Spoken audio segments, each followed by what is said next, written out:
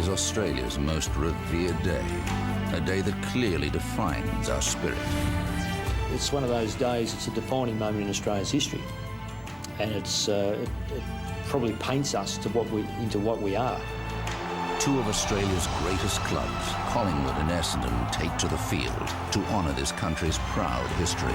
It's not always the issue who wins and loses, it's the spirit of the crowd that's the important issue, and a thank you to our people that go to war. Loney on the burst. It's a wonderful kick, Loney. He's got it. Across a 22-round season, this is the contest that means the most. There is none better. In terms of the emotion and the feeling around Anzac Day, it's very special and stands in its own right because of what I think Anzac Day stands for in Australia. This afternoon, the Melbourne Cricket Ground, the spiritual home of football, welcomes a new dawn. It's a great arena. It's probably just going from strength to strength, and it's just we really are blessed to be able to play in a stadium such as the MCG. Anzac Day football, live on Nine's Wide World of Sports. Inside 50, the General.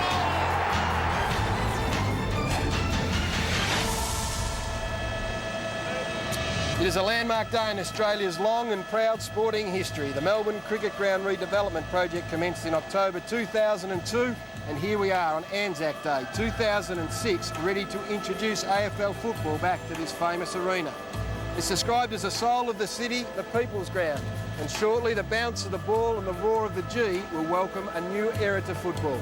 I'm joined by Dennis Committee outside this magnificent new Northern Stand, and Den, it's hard to imagine a more fitting day to welcome footy back to the MCG than, grand finals aside, the biggest day in the footy calendar. Absolutely. Football comes home today, Gary. Terrific atmosphere. Sold out a couple of weeks ago. Huge crowd then. It takes 98,000 as things stand today. It will go higher. And obviously for Collingwood and Essendon, they get the chance to play on Anzac Day. A sense of occasion, certainly.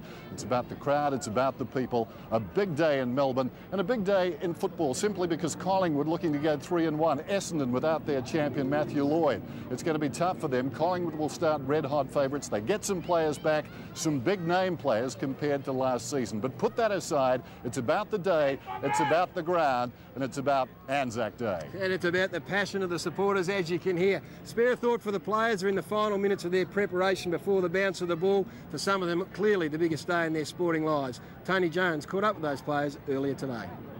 Josh, it's a momentous occasion and an historic day, and not lost on the players today. No, certainly not, mate. It's been a big build-up, obviously, playing last Monday, so we've had a fair bit of time to soak it all in, but now we're ready to play. Now, Mick Malthouse was suggesting yesterday we might see you at full forward. Oh, I'd be all right. She's been saying that for probably nearly 10, 15 years now, so yeah, I might be a chance to get up there and try and kick a goal. All right, good luck, mate. On you, mate. Thanks. And I suppose it's been the talk all around the club this week, just how big this game is, and probably the biggest outside of the grand final. Yeah, that's exactly right. It's been a big build-up, and yeah, looking forward to get out there. Sleep all right? Yeah, sleep well. Well, I suppose you're here in circumstances you wouldn't have expected 2 weeks ago, aren't you? Oh, we're here without the bloke who leads us, but yeah, it's disappointing Matthew's not here, but we'll get over that and get on with it. I personally am a bit more nervous, just seeing the crowd on the way in and all the cars pulling up. Just such a special day. All right, well, you're just outside the Essendon room, so you better get in yours. Yeah, no worries. Good on you, Benny. Well, you love the big occasions, don't you? And they don't come any bigger than this outside of the finals. Outside of a grand final, this is it. Hopefully 95,000. Just a great day, hopefully, yeah. Well, if the roar that greets the players when they enter the stadium is anything like the atmosphere that's building outside here, we're in for a very special afternoon. And as I say good afternoon to you, James Brayshaw, it is an absolute privilege to be calling this game on this occasion at this ground. No doubt about that, Gary. It is unbelievable in the centre of the MCG. The goosebumps are here. It is phenomenal. Not sure if you're aware, the first stand built here held just 60 people. Now, 152 years later, this mighty stadium packs in 98,000. Let's take a look at the redevelopment. It cost $434 million, and it started after the final siren of the 2002 Grand Final.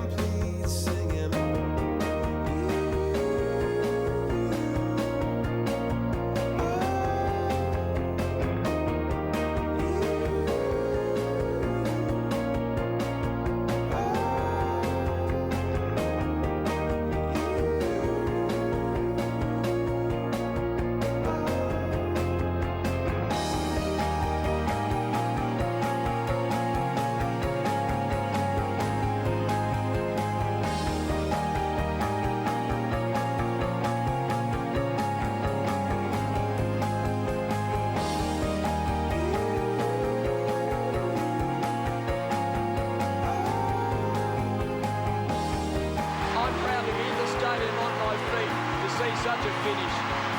Keza, we'll take our hat off to you. And it's goal for Australia. Good on you, boy. Johnny Stephenson takes the goal.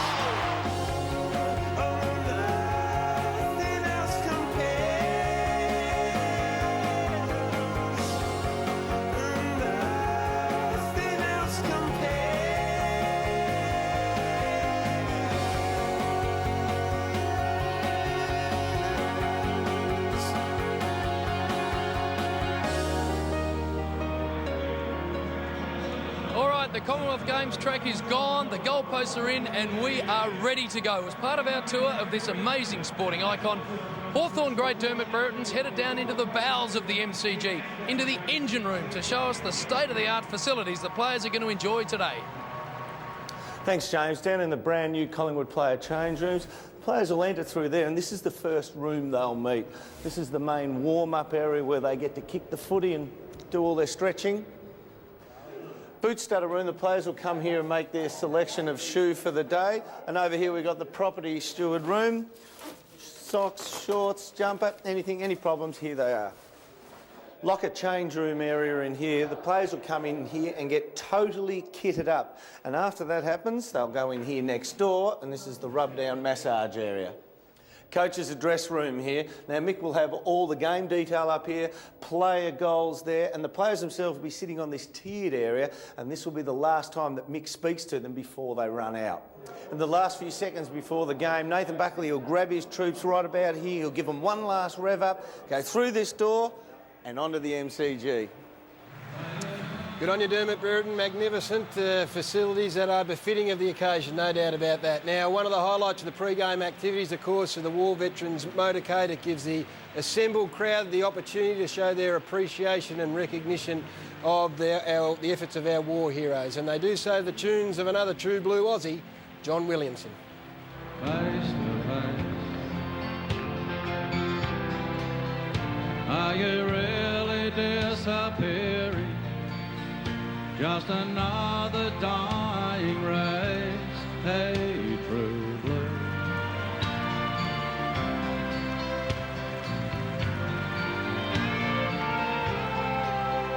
True blue. Is it me and you? Is it mom and dad? Is it a cockatoo? Is it standing by your mate when he's in a fight? Or will she be right? True blue, I'm asking you. Hey, true blue, can you bear the load? Will you tie it up with wire just to keep the show on the road? Hey, true blue.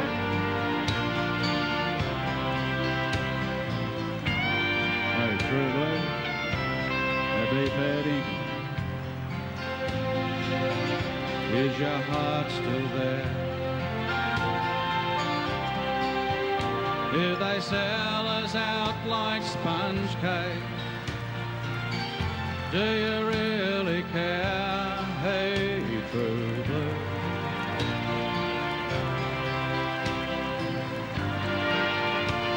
Sing with me, true blue. Is it me and you? Is it mom and dad? Is it a cockatoo? Is it standing by your mate when she's in a fight? Or will she be right? True blue, I'm asking you.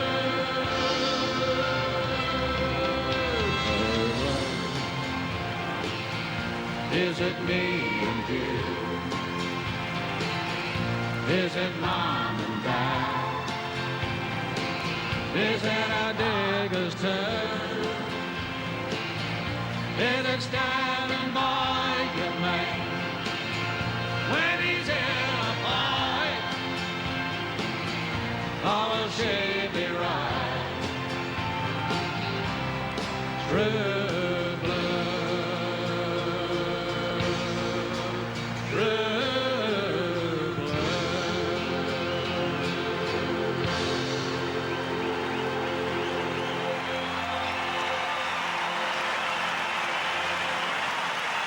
Yeah, would you bring Kate Sobrano back to help us sing the Diggers' favourite song?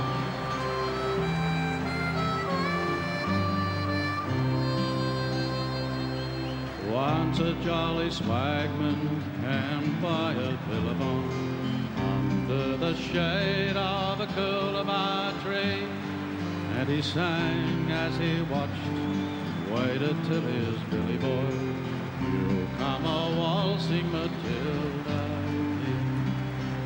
Down came a jumbuck to drink at the billabong.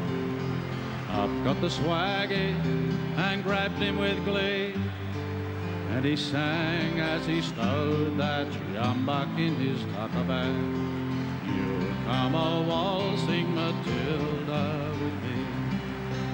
Waltzing Matilda, waltzing Matilda, you'll come a waltzing Matilda with me." And he sang as he stowed that jumbuck in his tucker bag. "You'll come a waltzing Matilda with me."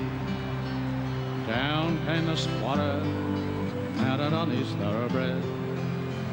Up came the troopers, 1, 2, 3. "Who's a jolly jumbuck you got in your tucker bag? You'll come a waltzing Matilda." Sing it with us now. Waltzing Matilda, waltzing Matilda, you'll come a waltzing Matilda with me. Who's that jolly jumbuck you got in your tucker bag? You'll come a waltzing Matilda. I've got the swaggy, jumped into the billabong. "You'll never catch me alive," said he, and his ghost made me hurt as you passed by that billabong. "You'll come a waltzing Matilda with me. Waltzing Matilda, waltzing Matilda, you'll come a waltzing Matilda with me." His ghost may be heard as you pass by that billabong. "You'll come a waltzing Matilda with me."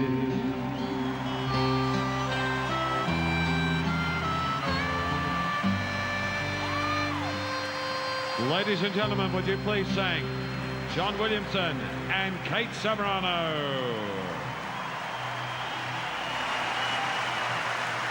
And of course, over the MCG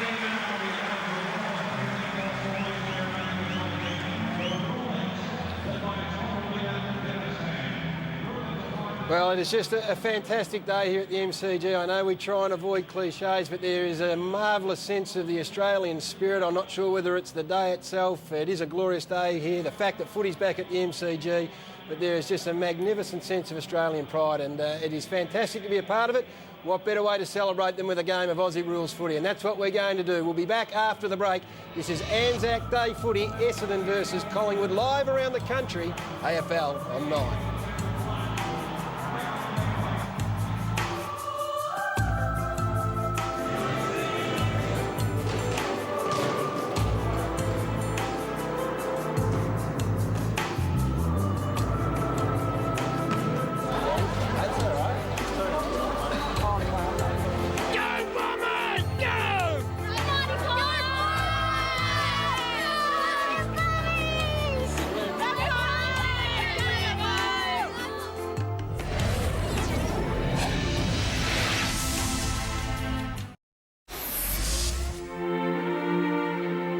It's a defining moment in Australia's history, and it's probably paints us to into what we are, more so than any other day. We're fortunate enough to be in that game with Collingwood to play and perhaps to show the spirit maybe along the way between the two clubs that some of the soldiers and many people had over the decades. Our club is very much aware of the significance and the fact that we're able to put some what we class as our troops on the ground to play a sport. We are very appreciative of the opportunity to play.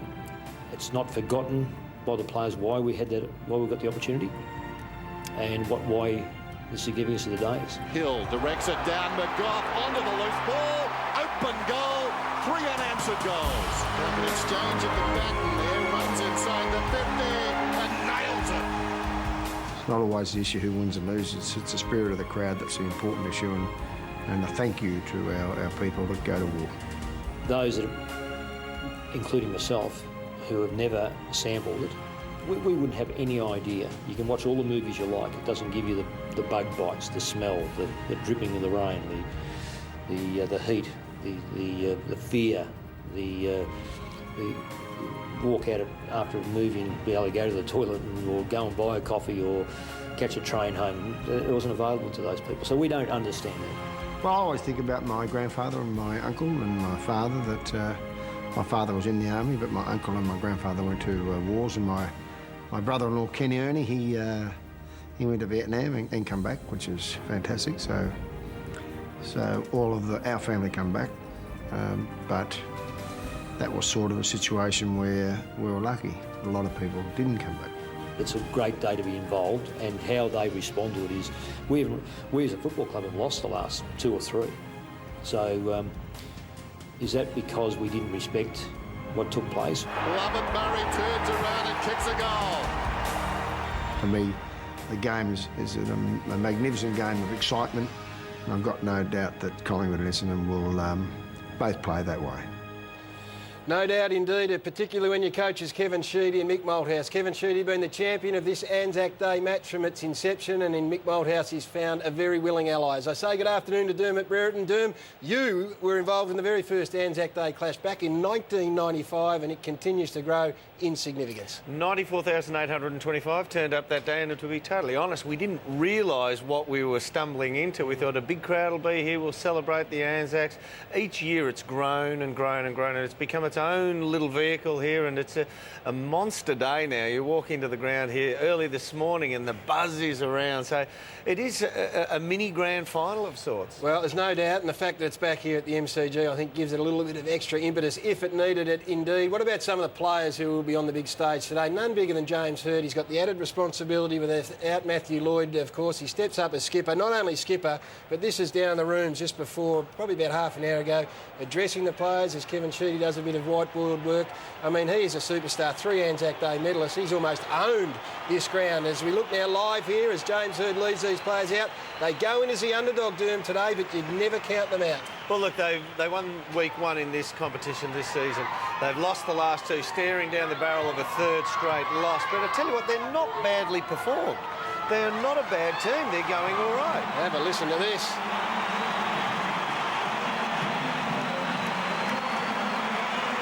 92,000 people. They've been waiting for the MCG to be back at capacity like this, a minimum of 92,000 we would imagine, and there are young men out there. Angus Monfrey's playing his first Anzac Day game. This is something he will never forget. Oh, look, we talk about Anzac Day games and people will always remember them because they're signature type days, but really once you bounce the ball there's a little bit of added tempo, pressure and that, but the sport is still the same. The Essendon backline here, led by Dustin Fletcher, they won't let him get away from the goal square. Performed just as well as anybody in the competition. I'll tell you what, like young Kepler Bradley, has he been given a tough 3 weeks so far? And Adam McPhee, what a welcome inclusion back into the Essendon team. Jobe Watson, how good has this kid gone? Taken a while to find his feet. The son of Timmy's starting to find the ball more so than any other teammate now. James Hird named at centre-half forward. I don't know if he's going to play there and take the buffeting, but gee, looks good on paper. Scotty Lucas will push out there for a start, you would think. And in the rucks, David Hill been around a while, and McVie is probably in the best form of his career so far.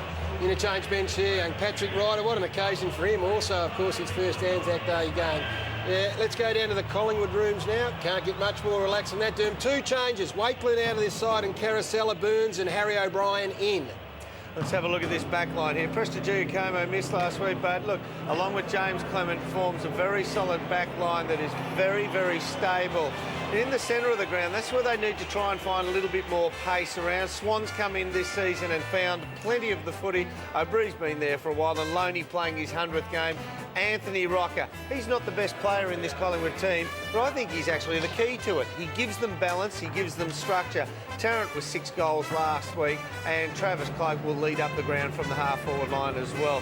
Josh Fraser, look, he's been a welcome inclusion as well. Brodie Holland, you know what you're getting from him. Honest little goer all day long. Paul Lecurri named on the interchange bench with Leon Davis. Scotty Burns back into this side, some experience, one of the most respected players in Collingwood colours. And there is Mick Malthouse down with James Clement at the moment. He would have been setting himself for Matthew Lloyd, one would have imagined, up until a week or so ago. Just a superstar player. Look, the Pies have reinvented themselves over the summer, no doubt about that. They got their good players up, fit and firing.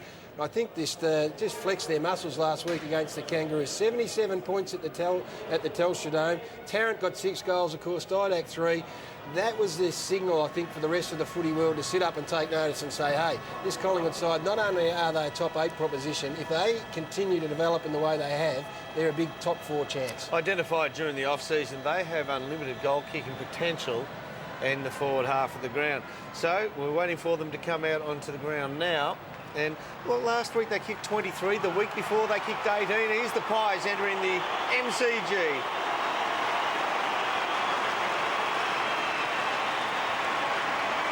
This is before they've even got out on the ground. You wait till they actually get onto the dirt. There he is, Nathan Buckley. Well-known face here at Channel 9, of course, but today in the guise of Collingwood president. And if he could strip, I reckon he would. But there's probably another 50 or 60,000 would love to have that privilege as well. Young man leads them out, Ryan Loney. His 100th game for the Collingwood Footy Club from the Frankston Bombers. Have a listen to this.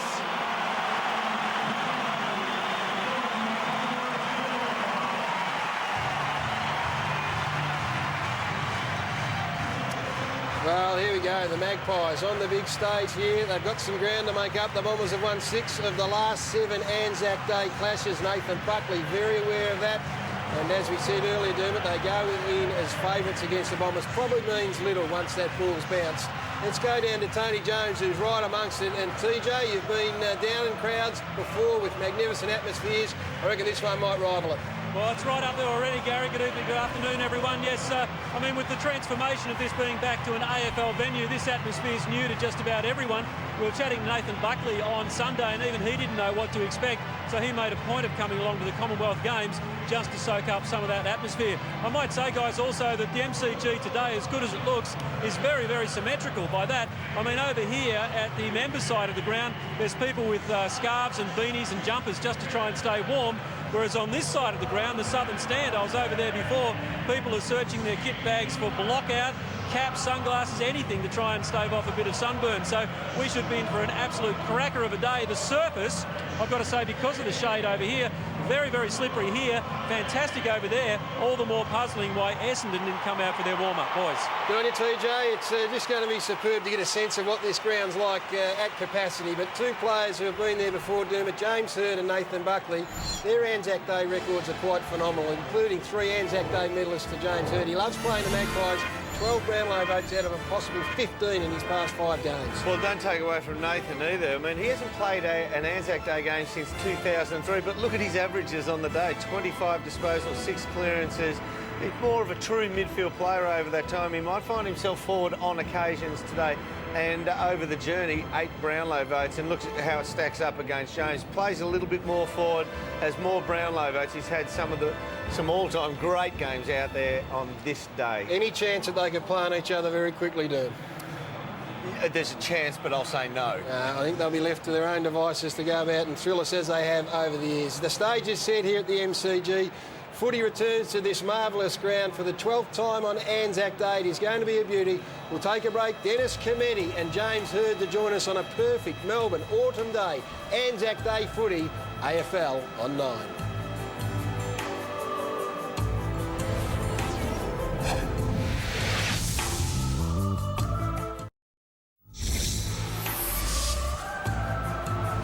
Welcome back to the MCG, live around the country. This is Anzac Day football for the 12th time. Collingwood and Essendon go at it here. A magnificent day it is here in Melbourne. Clear skies and a big house in this newly developed MCG. It is a superb sight, packed to the rafters, and an atmosphere the likes of which we haven't experienced for some time. The AFL have been magnificent in treating this day and game with the reverence it demands and deserves. Let's go down to the AFL's Master of Ceremonies, Craig Willis. Ladies and gentlemen, a guard is with us in honour of the Anzacs on Anzac Day and all those who followed them in the service of Australia. Guard, slow march.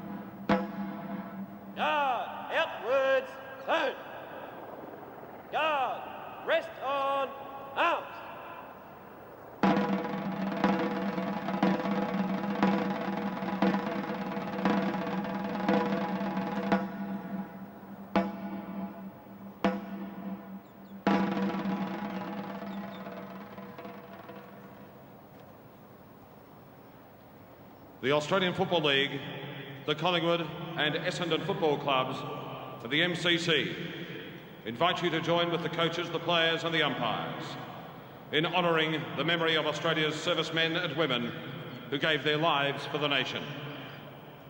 Our thoughts too are with those currently on active service, and also with the family of Private Jake Kovko, who tragically lost his life whilst on service in Iraq. Would you please remove your hats for the Anzac observance? We welcome here to the MCG today from the Victorian Return and Services League, Vietnam veteran, Brigadier John Dayton. They shall grow not old, as we that are left grow old. Age shall not weary them, nor the years condemn, but the going down of the sun, and in the morning we will remember them. Guard, attention! Guard, present, out!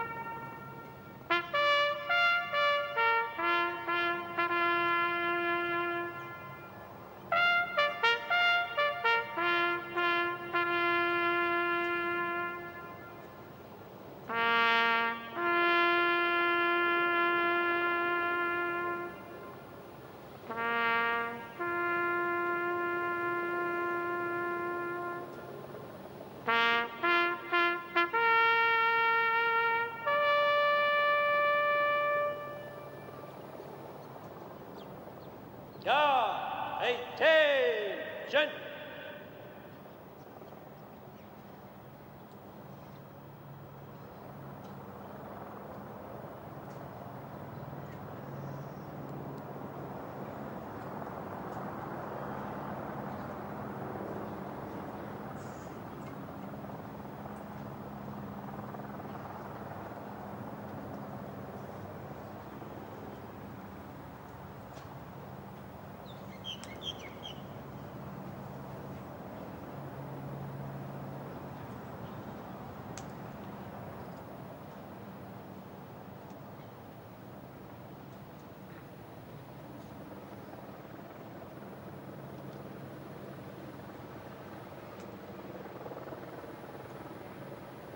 lest we forget.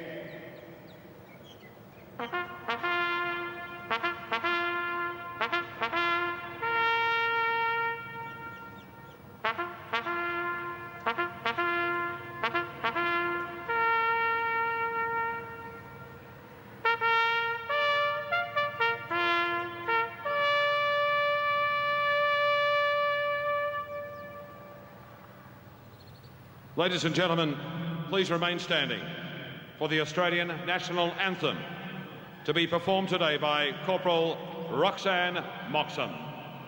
Guard, present, out.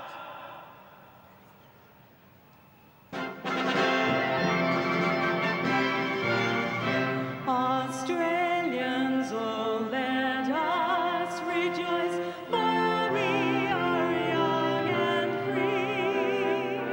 We've golden soil and wealth for toil.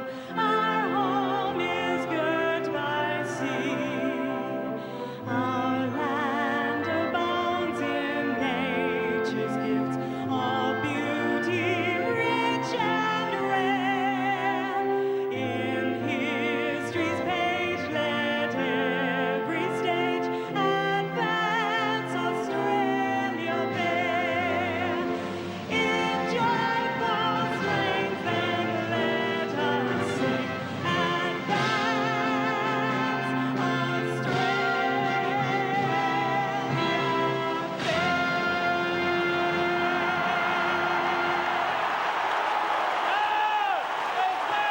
Thank you, ladies and gentlemen. Enjoy the match. Thank you indeed. What about that? You would not want to be anywhere else on this day. Congratulations to everyone who's in this stadium. That this day is all about respect, and that was demonstrated in spades. Time now to get into the fun part, I guess. Welcome to Dennis Committee, and before I welcome the man next to you, it is not James Hurd, as I said as we went to the break. That was wishful thinking, but we've got one of the best callers in the business making his Anzac Day debut as well. Then James Brayshaw. I've already done the record. Your word is gospel to me. What are you doing, James? I'm sorry, I got carried away. Excited. We've heard, but I'm just as excited to have you here, Brayshaw. Easy mistake to make, Dermot, but very, very excited I am to be here. This is a ripping day, and that was beautifully done. It was indeed, and we spoke about how this has grown, Derm, since you played back in '95, and the way that the people here at the ground respected that ceremony there was absolutely, well, it just gave you tingles. That 95 game held the biggest crowd, 94,825, and it's always been up there similar, but the day itself has grown.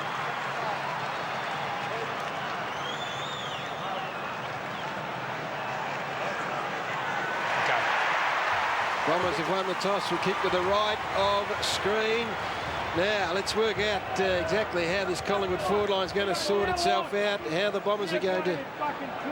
How are they going to match up with some of those destructive forwards? I mean, it's got everything, I reckon, Dennis. The Bombers have had such a great record, 6 of the past 7, but the Pies come in here in red-hot nick.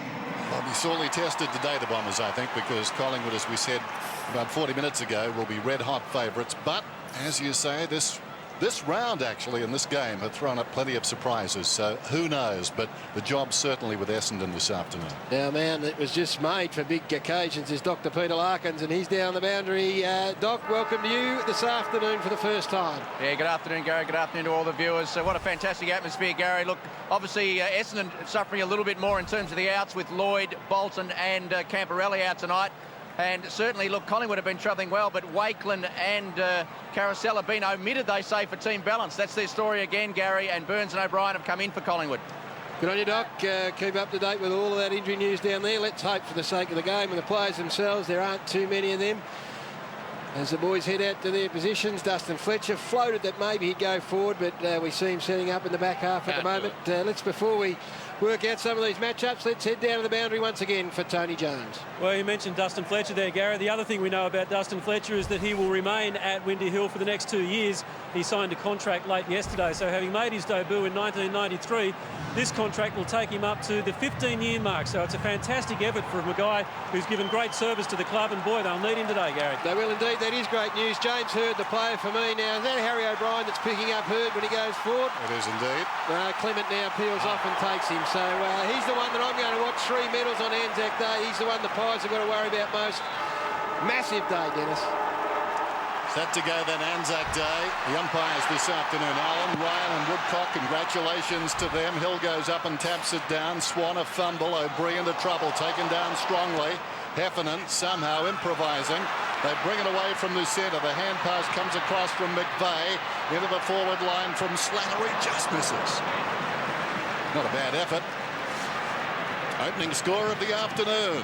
And Clement to bring it back in. A highlight already, the toss of the coin. Nathan Buckley and James Hurd. Like dressage to rodeo, those two. Two of the Blue Bloods. O'Brien to Clement. Drives it around the outer side. Lovett Murray in best position. He didn't juggle it according to the boundary umpire. The mark to stand. Bombers on top early. Opening seconds of the game. Back towards the half-forward line. Spills to the back. Quick hands from Monfries. The kick down towards full forward from Bradley. Pushed towards the line by Prestigiacomo. And it's out of bounds. We'll have a boundary throw-in. Prestigiacomo with Lucas. Lucas lined up in the goal square. Like that move. From the boundary throw-in. Hill at the back. Fraser works it to the front. Clean possession. Hill got it. First goal on Anzac Day to the Bombers.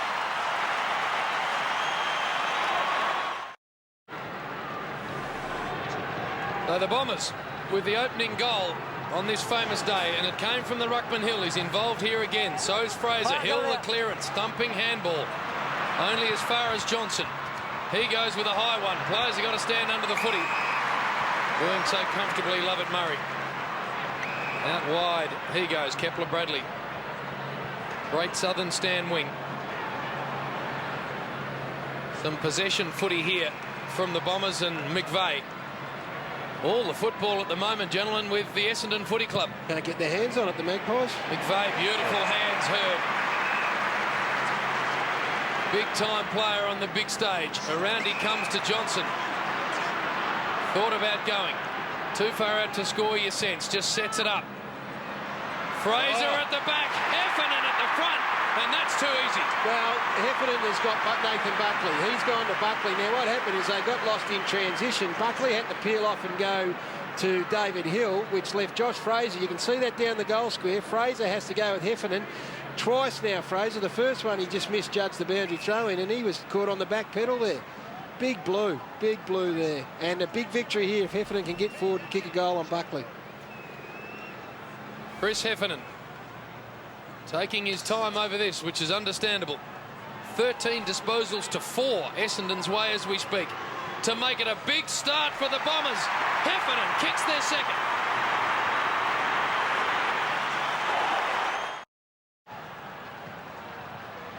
Heffernan on his way back to the centre, inadvertently found Holland, went via Holland.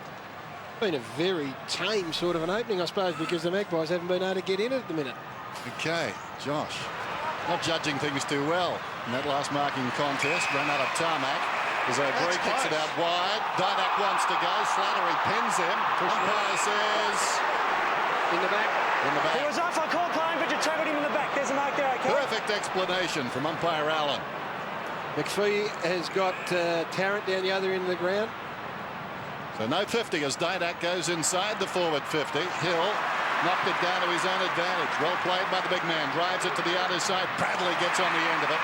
He's on the wing of the Bombers.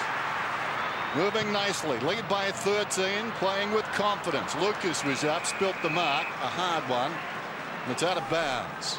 That's a good result for the Bombers. They can't find a place for Kepler Bradley down the back line at the moment because of the size and shape matchup. So he's pushing to half forward and he gets Nick Maxwell. The Hill collapsed there. O'Brien battles against Johnson. Johnson tried to feed it out. Still battles. Prestigiacomo and the youngster Thomas hard against the line, kicking not his best aspect so far. It wanders down towards half forward. All Bombers. McPhee to Stanton, running hard towards the wingers. Lucas. It comes to him now. Will it sit? It should. Will want to go back on his left side. Thinks about a hand pass. Eventually feeds it off to Fletcher. Then peels off, but not required as Stanton drops in behind and claims the mark. Lucas taking Prestigiacomo away from the goal square, up the ground. Hurd dropped back. Now Mark Johnson playing in the goal square. Still this period of dominance enjoyed by the Bombers. Good kick, Stanton. Mark taking Bradley. Good hands. Long way from home. That's it. Kepler-Bradley again to set it up to the hot spot. Hill, the dangerous player, not going to get to him. Hurd's taken the mark. What a start for the Bombers here. No Matthew Lloyd means that they are going to swap and rotate through that goal square. As I said, Lucas Prestigiacomo up the ground. Oh, yeah, he's got legitimate claims there, Simon Prestigiacomo, with flat hands on it first. No doubt.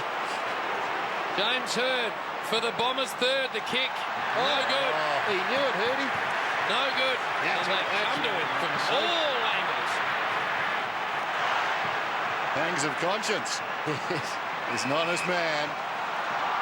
Shaw gets it across to Buckley, ran into a dead end. He bulldogged him. Watch the ball is the call. Watch what that's he did. tough. Big twist.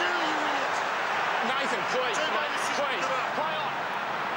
There's a chance for Lubbock Murray. He's missed. The hand pass. Mark Johnson on the tackle. He takes his feet off the ground so that Buckley has to run with all of his weight. Short one to the pocket. Shaw over the top. Holland, chased by Monfries, gets the kick away, hangs a long time in the air. Lubbock Murray almost the mark. Buckley again in trouble, tries to get it out. Maxwell over the football, fends off Bradley. Goes to, I think it was Shaw out there again. In fact, it's Swan, picked up though by Kepler-Bradley, did well. There's Shaw, upended towards the outer side. Now Swan gets onto the loose ball, kicks to the wing, and the mark is taken by Travis Cloak. Cloak to pump it into the Pies forward 50, looking for Rocker, got hands to it. The recovery was great, but he ran into a ripping tackle. Swan taken to ground, footy out of play. Now we're starting to see some emotion boil over on Anzac Day. Indeed, only been inside 50 once. That's a good effort. Good effort from Lubbock Murray. Big man, Anthony Rocker. Thrown in. Hill dominating the ruck as we speak. Ball ricochets. Very cleverly done by O'Brien. McVeigh was he taken high. Hard at it, Johnson. Picked up by Loney. Inched the kick forward. O'Brien out of the pack. Tarrant one out. And in the end, Slattery is going to have to work very hard, and he does. The composure was good. The delivery good. And the mark taken by Lubbock. Goes short, finds Welsh. Bombers lead it by 15. In the bright sunshine at the MCG on Anzac Day. Sellout crowd. Lubbock Murray getting a lot of the football. Comes out wide to Watson. Watson, right half back. Edges it back towards the middle. Slattery told to go and does. Lays it off Lubbock Murray. Runs into a dead end. Not gaining much here. Welsh goes across the ground. Eventually, Fletcher with some time. Lubbock Murray pushes up. More about survival and obtaining good position there, though, for the Essendon side. Now Lubbock Murray looks across the ground. It's a good-looking kick. It gets there. Watson takes the mark. Stanton on the overlap. Penetrating kick inside the forward 50, and Hurd takes the mark. Great kick. It was a beauty. Has to be a chance from there, Hurd. I mean, it's inside 50. Doesn't take much time with it. Sets it long down towards full forward. It wanders across the face. Buckley is back there. Heffernan, good pressure, affected the kick. It spills out. Picked up by McVeigh, who snaps across the body and misses. Well, a nothing kick from James Hurd. Yeah, he actually saw Heffernan earlier and thought that Heffernan was going to get to the right. A bit of byplay behind. General play. He just thought that Heffernan was going to get himself into the right position, so hung it out to his side. Johnson to Heath Shaw. Still no score for the Magpies. Essendon doing all the attacking. Matchups are all right up in the forward line for the Bombers at the moment. McPhee and Tarrant. And they've got Solomon on Cloak. Fletcher on Big Anthony. Across the ground go the Pies. O'Brien to set sail. Long ball. Tarrant out on a massive lead. Got a couple to beat. And the boundary line may beat them all. It's great to be back at this ground. When you get here and get an appreciation of the size of it, very hard to push numbers back with any great effect here. Hill down. Watson. Beautiful defensive handball to set up McPhee. His kick to Stanton. Been a good player already today. Long in search of Lucas. Ball usage terrific from the Bombers. Lucas told just to hang on to it for a second. Now the long ball forward. Bradley the target. Good fist away from Maxwell, and that's out of play. Gee, they're finding space, aren't they? The Bombers. They are, and Prestigie Como doesn't want to be out of that goal square, so Lucas will push up, which gives them then 3 or 4 different options to play through the square. In the pocket, reaching over the top was Richards, scrambled out of there by Maxwell, towards half-back. Johnson carries it across the line. Shadow stretching across the ground, as you can see, with the new stand completed. Gives the MCG a different look. Once more the Rucks go at it. Richards decisively in front, stolen though by Jason Johnson around the corner. Heffernan on his knees, tackled by O'Brien, feeds it out. Johnson, Jason got a hand pass across to Hurd. He missed his target, or more correctly, the target missed it. Hill left it behind, but Stanton's kick goes in towards centre half forward. O'Brien with dash, knocks it down to his own advantage, then fumbles to Loney. Loney draws a man, goes to Shaw in the grass, gets the kick away to Bacon territory on the outer side. Leading back is Slattery. He's content to head for the line. Then I think his conscience got the better of him. He left it back in the field of play. Down goes Didak, and I think Didak will get the free. Buckley's on his own at the moment, a long way clear. That's what the free was for. That's untidy, really untidy. Alan Didak to Dane Swan. Now the inside ball to Richards. Sets it up nice and high. Tarrant the intended target. This man's playing very nice football, Lovett Murray. Slow movement going forward. The Pies, they're just got to take a bit of a risk here and try and move it quickly. Dustin Fletcher, Tony Jones mentioning that he's just re-signed, which will gladden all Bomber hearts. What a terrific player he's been for that club over a long period of time. Jason Johnson, same can be said about him. There's Lovett Murray with all the footy he's getting. Kick to James Hurd. Fletcher, Johnson, Hurd, their famous Essendon names as the ball's over the line. 7 possessions for Nathan Lovett Murray. Boundary throw in front of our commentary position. Right on the wing. Lucuria missed it.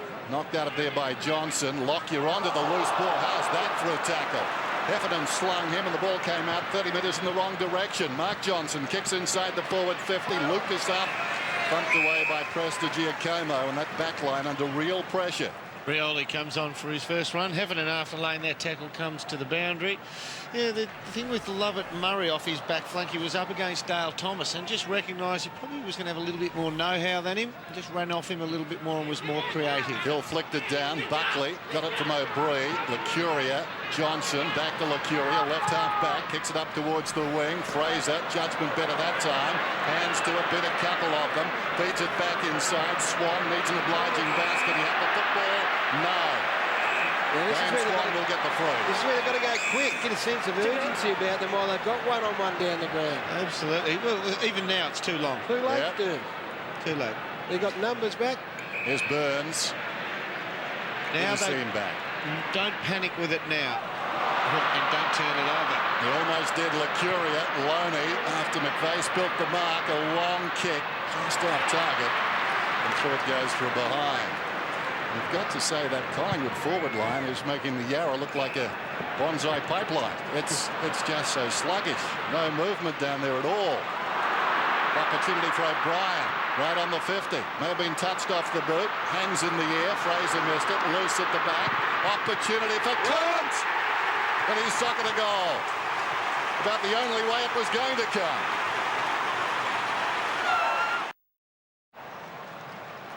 Oh, James Clement, an unlikely first goal kicker for the Pies, and it was an excellent finish. Gets the right side of it, doesn't he? He's got one up on James Hurd. You wonder whether he's going to follow him all over the ground. Well, Hurd's in the centre square. Clements dropped back, loose man in defence at the moment. We'll pick Hurd up once he pushes forward. Took the Pies 15 minutes of footy to register their first. Johnson.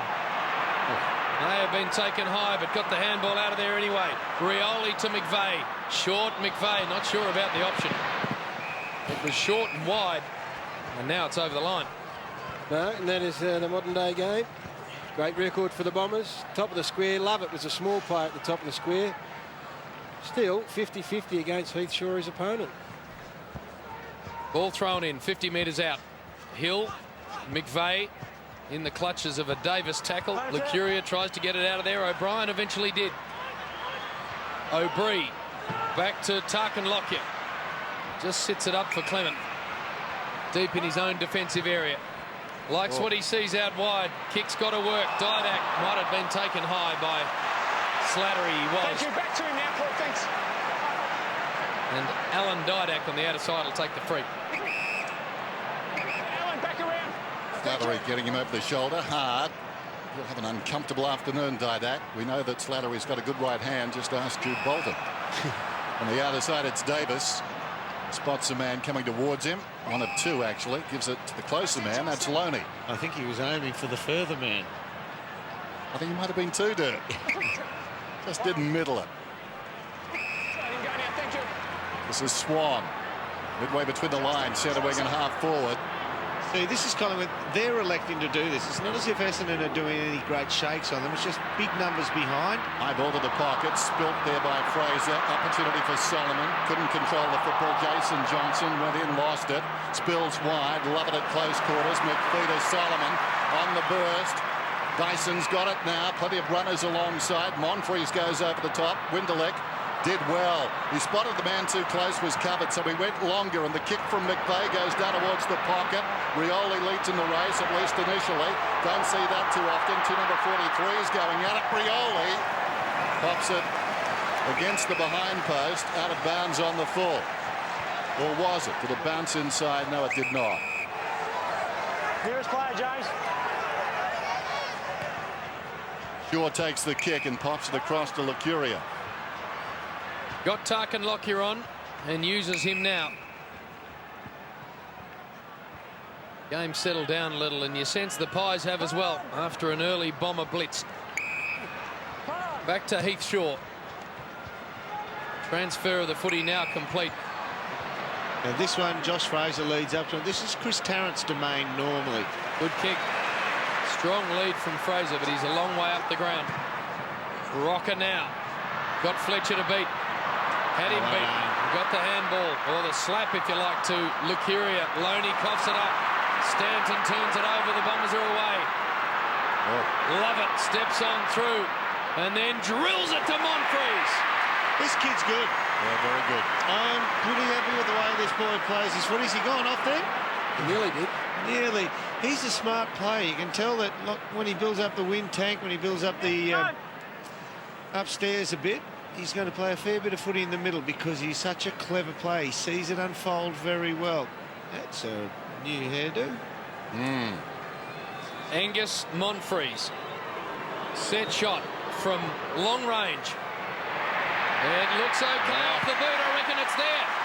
Monfries kicks the Bombers third.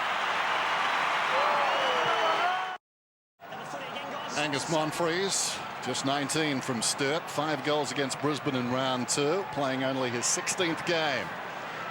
Back in the middle, one down by Richard, stolen by Hurd. A floating kick just inside the forward 50 in front. Max will drop the mark. Lockyer got the crumb. His second bounce out towards the wing, looking down towards half forward, then checks short. Didak wants to go and decides he will. Kicks to the pocket. Tarrant comes on the lead, but not required. Rocker in front takes the mark.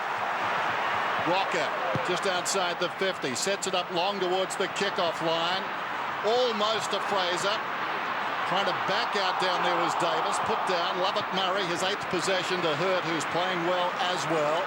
Now, an opportunity to bring it up for Stanton, upended. In the opposite direction, Rocker spills across towards Lucuria. Over the football, Dyson tried to slap it out. Tarrant went down. Now Ryder with a chance. Rate of numbers tells the story. Dyson got it from Stanton. Goes out wide, and Lucas knows no other way. Working hard up the ground, is marked on the wing. Monfries moves for him now. Lockyer put him down, no free kick. There was some holding on there. Shaw flicked it back to his own advantage. Stolen by McVeigh to Monfries. Down towards the pocket. Misjudged down there by O'Brien. Rioli gets an angle on things. Works the angles like a billiard player and puts it through.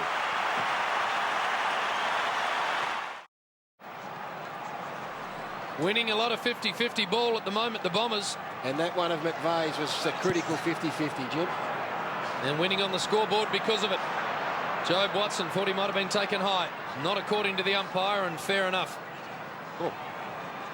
Hands and knees stuffed to Loney. Loney has to use the right side, uncomfortable doing so. Slattery may have lost the footy in the sun. You hope so for his sake. Didak went without it. Tarrant went to ground. Didak's going to get it back. Right foot kick, 30 metres out, looking good for the Pies. Licuria did very well. Back with the flight into heavy traffic. And I reckon that's probably going to be 50. No, there's no other way. You weren't going to mark it, Dean. You knew you weren't going to mark it and you kept going. Yeah, that's the reason for the 50. He knows no other way, Paul Licuria. There's a beauty. Started on the interchange bench, I guess, with he and Scotty Burns, some super veterans. Maybe the sting, wait till the game goes out of it, but he's a star. A certain goal for the Pies and a much-needed one to Paul Licuria. Margin 15 points. Long explanation given by the umpire to Dean Solomon why that was 50 metres. I'm not sure Dean ended up accepting it, but Silence was his answer. Irrelevant. Doesn't matter. Goal has been kicked. One down by Fraser, taken by Buckley, who's been quiet so far, to Johnson towards half forward, showing the judgment down there was Lovett Murray, but he dropped the mark. The sun again, perhaps. Tarrant across the body, Havilis bounce. It sits up, it hangs there for a while, and then trickles tantalisingly across the line. Tony Jones. Well, Buckley can expect to see a lot of Heffernan today. They came off together, they've come back on together, and Mick Malthouse certainly throwing the bench around. Anthony Rocker off at the moment. PJ, not sure if you're allowed to walk around, but if you can, get down to that end of the ground and see if the new configuration of this stand has any impact on the sun, because 2 marks inexplicably dropped then. They just wander out there. No, round the boundary. Oh, okay. Might be too far for Teach. Well, she'll go over the top. The hard running was done by Winderlick. Pretty stagnant now in the back half for the Bombers. Mentioned Buckley. Heffernan's done a very good job on Nathan Buckley to date. Only, I think, just a couple of 3 possessions to Buckley. Good kick from Winderlick. This man's had lots of the footy. Lovett Murray. He goes long down the line. McVeigh, the man to fly. Got nice and high, but couldn't take the mark. O'Brien retreating by foot, and then just got to pump the handball over the top to Licuria. He was immediately claimed. McVeigh. And then Dyson. But the handball was astray. So was Clements. The pressure fierce. Lockyer. Just a high tumble punt. Jobe Watson in good position. Took a terrific mark. And then he went dangerous. Thomas with a big climb on Anzac Day. How about that? The way to Shaw, chips it out wide. Davis, meters in the clear, looks inside the forward 50. Tarrant. Oh, well done. Yeah, Tarrant double-crossed him there, Dan. Running back to goal on the incoming ball as we watch Dale Thomas again. He's always going to do something special today. Doesn't matter what it was going to be, but it'll be something special. Now, Tarrant running back to goal with the incoming ball, and just stops and then runs at the ball carrier, Leon Davis, and it leaves McPhee in no man's land. Deserving of a goal to finish. Chris Tarrant right on the 50. Sets it on its way. It's across the face. The behind. We'll see that mark again, though, many times, I'm sure. Terrific. Dale Thomas launching himself. Meantime, though, at ground level, Lovett Murray to Lucas. Lovett Murray just racking them up. Harry O'Brien now playing fullback on James Hird. Got him there eventually. The kick towards the wing, and that's a good mark to McVeigh. Up early, able to juggle it, goes down towards half forward. Monfries. There's a clever mark under pressure. Monfries towards the 50. Doubt the wisdom of that spot. Plenty of Collingwood players. O'Brien punches it back towards the wing. Holland, and that's a good grab too. And again, we haven't seen much of him so far. As far as Collingwood are concerned, he's no orphan. Chips it towards the wing, coming across on the angle. Josh Fraser looks back towards the middle. Nothing on offer. Tarrant drops back. It goes in that direction. The sun will be a problem here. Tarrant fingertips to it, controlled it nicely. Didak on his right foot. Can he bend it back? No, he can't. Out of bounds on the full. That is not his strength. They still look dangerous enough, Collingwood. Don't worry, if you're sitting at home, you're a bit nervous. When they go forward quickly, they look dangerous and likely to score. So very much still, well, not favourites after a 2-goal head start that they gave them, but right in this contest. Ryder. And he's short to Welsh. Slips it over the top to Watson. Who says contested marks are out of footy, Derm? We've seen some rippers in the last 5 minutes. Big grabs on a big day. McPhee wanders through and then was legged. Johnson now steps through and handballs dangerously over the top to Didak. Outside the 50, unselfishly pops it over the top to Licuria, who takes it 40 out. Maybe could have played on Leon Davis in the goal square on his own, and Didak had pushed into some space, but as it turns out, a pretty good decision. Looking for a 50-metre, but not going to be there. So this is a big kick on the siren. A tough kick for Licuria. Not a great exponent. Wonderful player, but very kicking's handy. not his long suit. So he gets a goal here is a big plus. To make it a 7-point margin at quarter time for the Magpies. Paul Licuria, left foot set shot. It doesn't look too bad. I reckon he's missed it to the left. He has. So that's the end of the first term, and the Bombers, very impressive. Got away to a big start, got goals on the board. He denied Collingwood the footy. It was simple as that. Once they did get their hands on it, though, they did butcher it on occasions. Anzac Day footy live around the country. It is quarter time here. It is the Bombers by 12 points. I'm a soldier on the field, fighting for you, fighting for me. You can see it on our faces, like the bullets leave traces. You can feel it for real. When they're coming home, when they leave it our place, see the lover's face again. Kid'll see his daddy's face again. When they're coming home, oh, shed some grace. See the lover's face again. Kid'll see his daddy's face again. Welcome back to the MCG. As you can see, a glorious afternoon. It is 12 points the margin in favour of the Bombers. They got away to a flyer. The Pies pegged them back to some degree. Monfries, Rioli, Heffernan and Hill, the single goal scorers for the Bombers. And for Collingwood, Paul Licuria and James Clement, the unlikely scorer of Collingwood's first goal.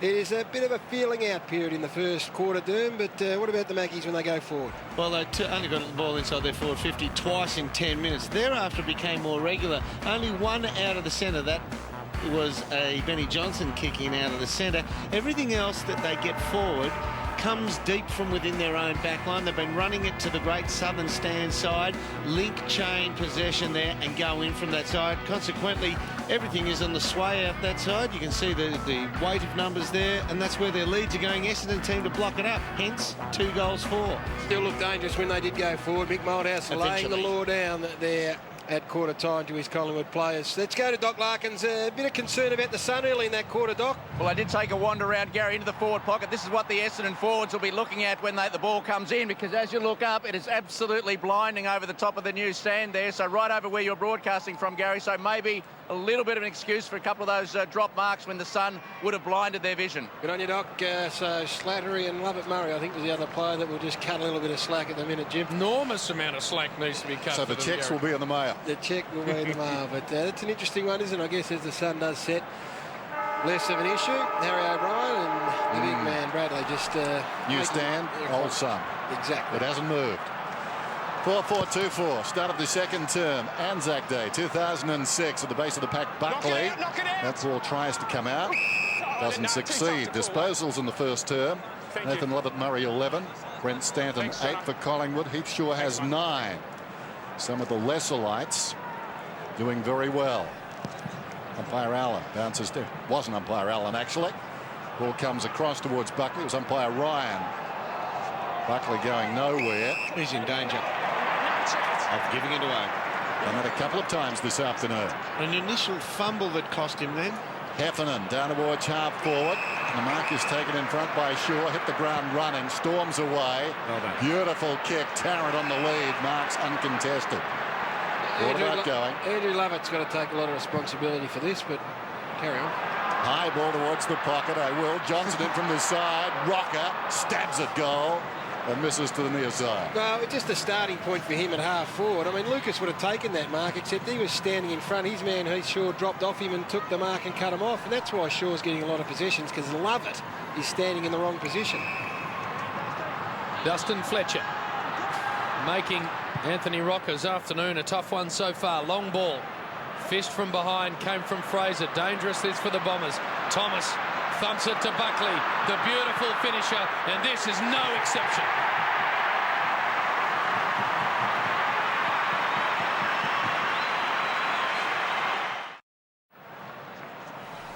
Got a good game on Anzac Day. The Pies with the first to the second term through their superstar skipper Nathan Buckley. Fraser works it back. Heffernan was instantly claimed. Through comes Swan, and his kick's good to Didak. And Josh Fraser's pushed forward. A young boy. Lovett Murray, favoured by the kick as Buckley went to ground. Took the mark well. That was a shame for the Magpies. The young boy, Ryder, Patrick Ryder, he might get exploited by Josh Fraser here over the next few minutes. Dangerous period while he's on the ground for the Bombers. Winderlick to Welsh, and Welsh now to Lovett. On the outer side, he can have a couple of bounces. Decided to make his own visual statement on Anzac Day. Goes with the low ball, doesn't work. Neither did the hair. Heath Shaw on the outer side, got the mark. This game not gelling as well as his hair right now. This is Johnson, forward of the wing. High ball. They'll compete about 25 metres out. Fell at the back. Rocker. Lovett went past him, but Rocker kicked it into him.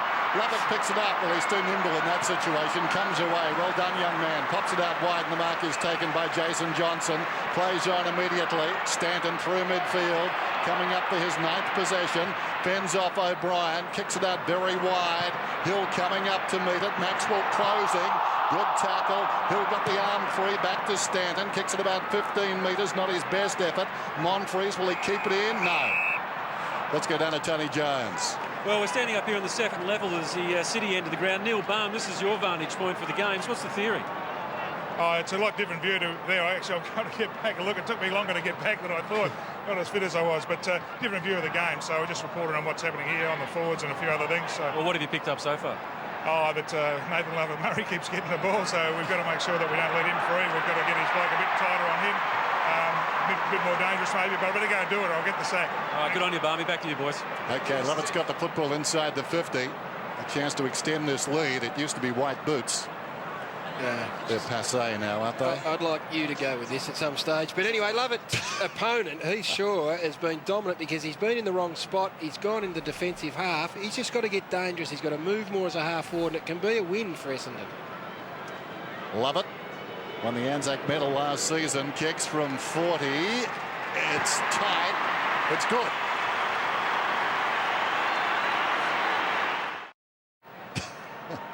Andrew Lovett. Kevin Peterson's got a lot to answer for, Doom. There's not a lot of symmetry in that, Doom. I think Doom's got a lot to answer for. Listen to his talking.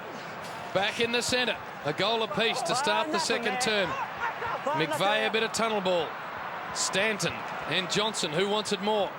Buckley ripping the ball and his opponent end on end, and we'll have another bounce. To answer your question about Lovett, he's got to get dangerous like that. Yes, he will get dangerous when he's close to goal, but what he is described, what his charter is to come up into the midfield on occasion, just forward of the centre, and use his pace as a 5th or 6th midfielder, which takes him out of the dangerous places. Loney coughs it up. Normally good by foot, this time straight to Welsh, and he goes to Lovett.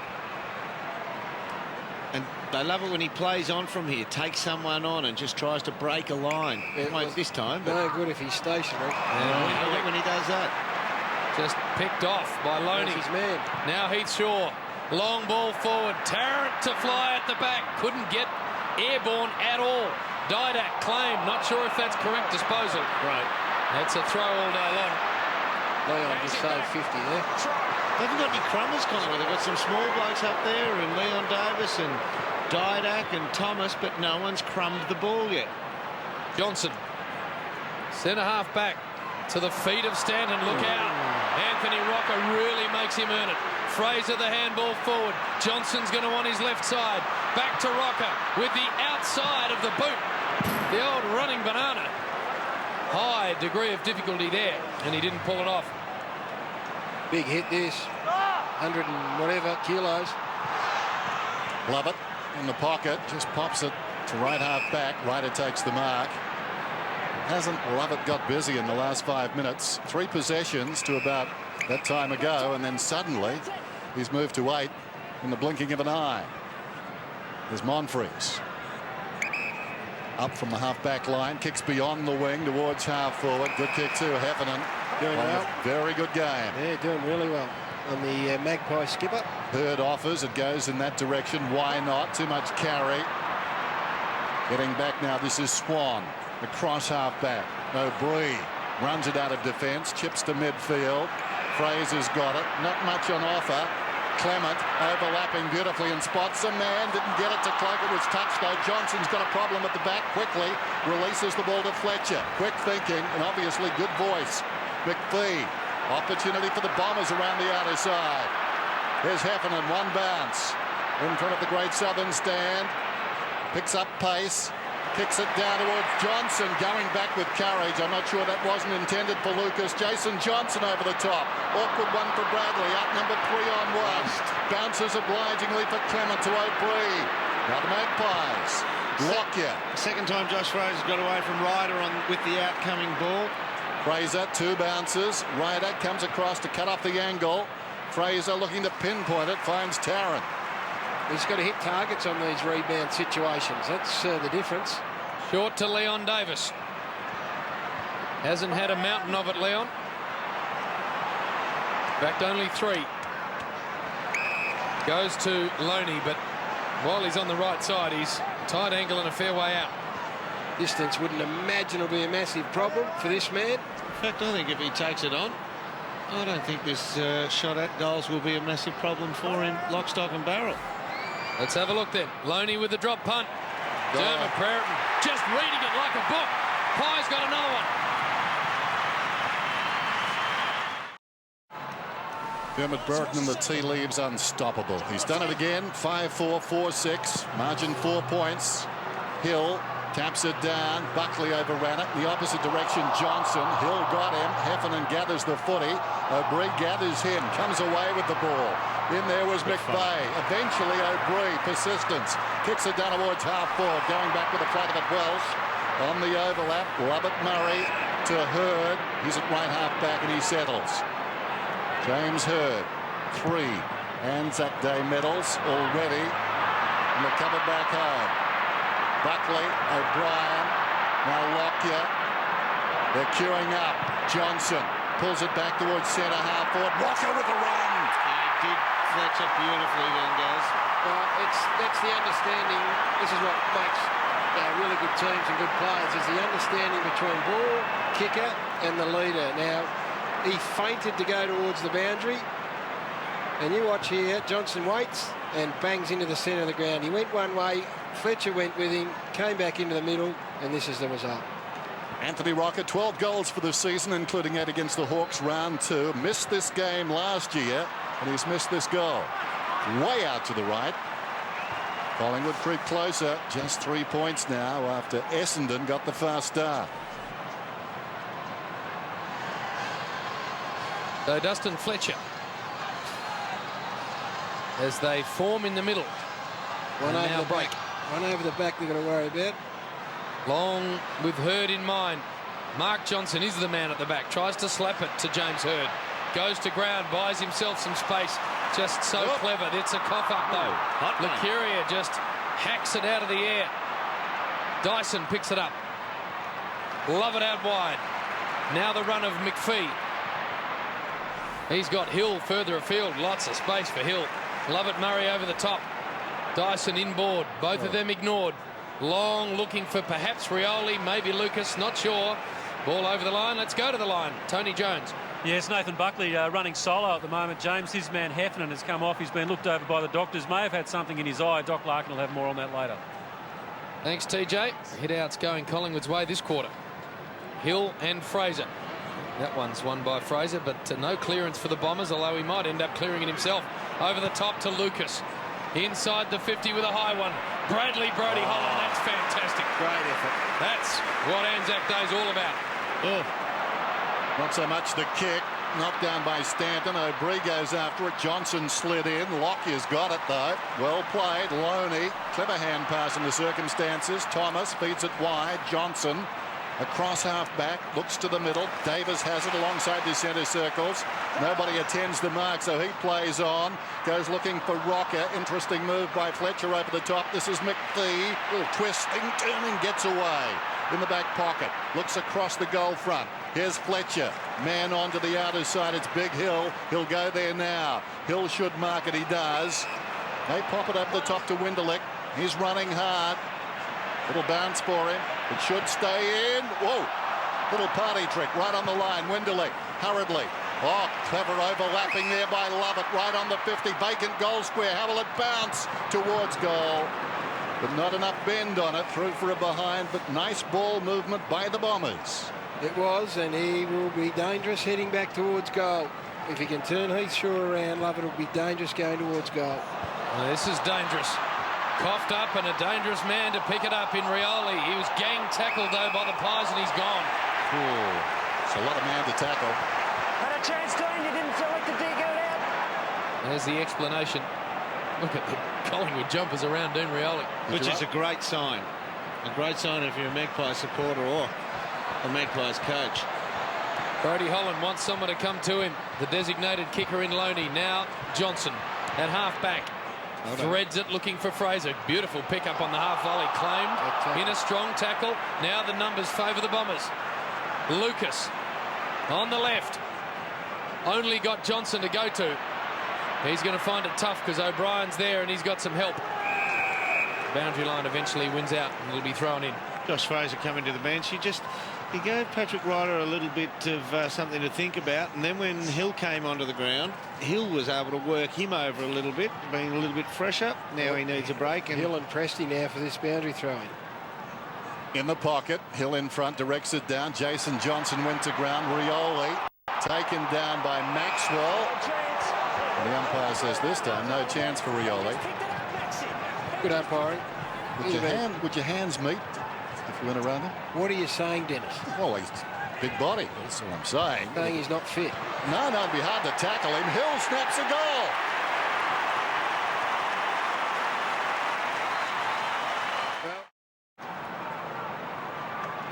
Not sure who that's to just at the minute.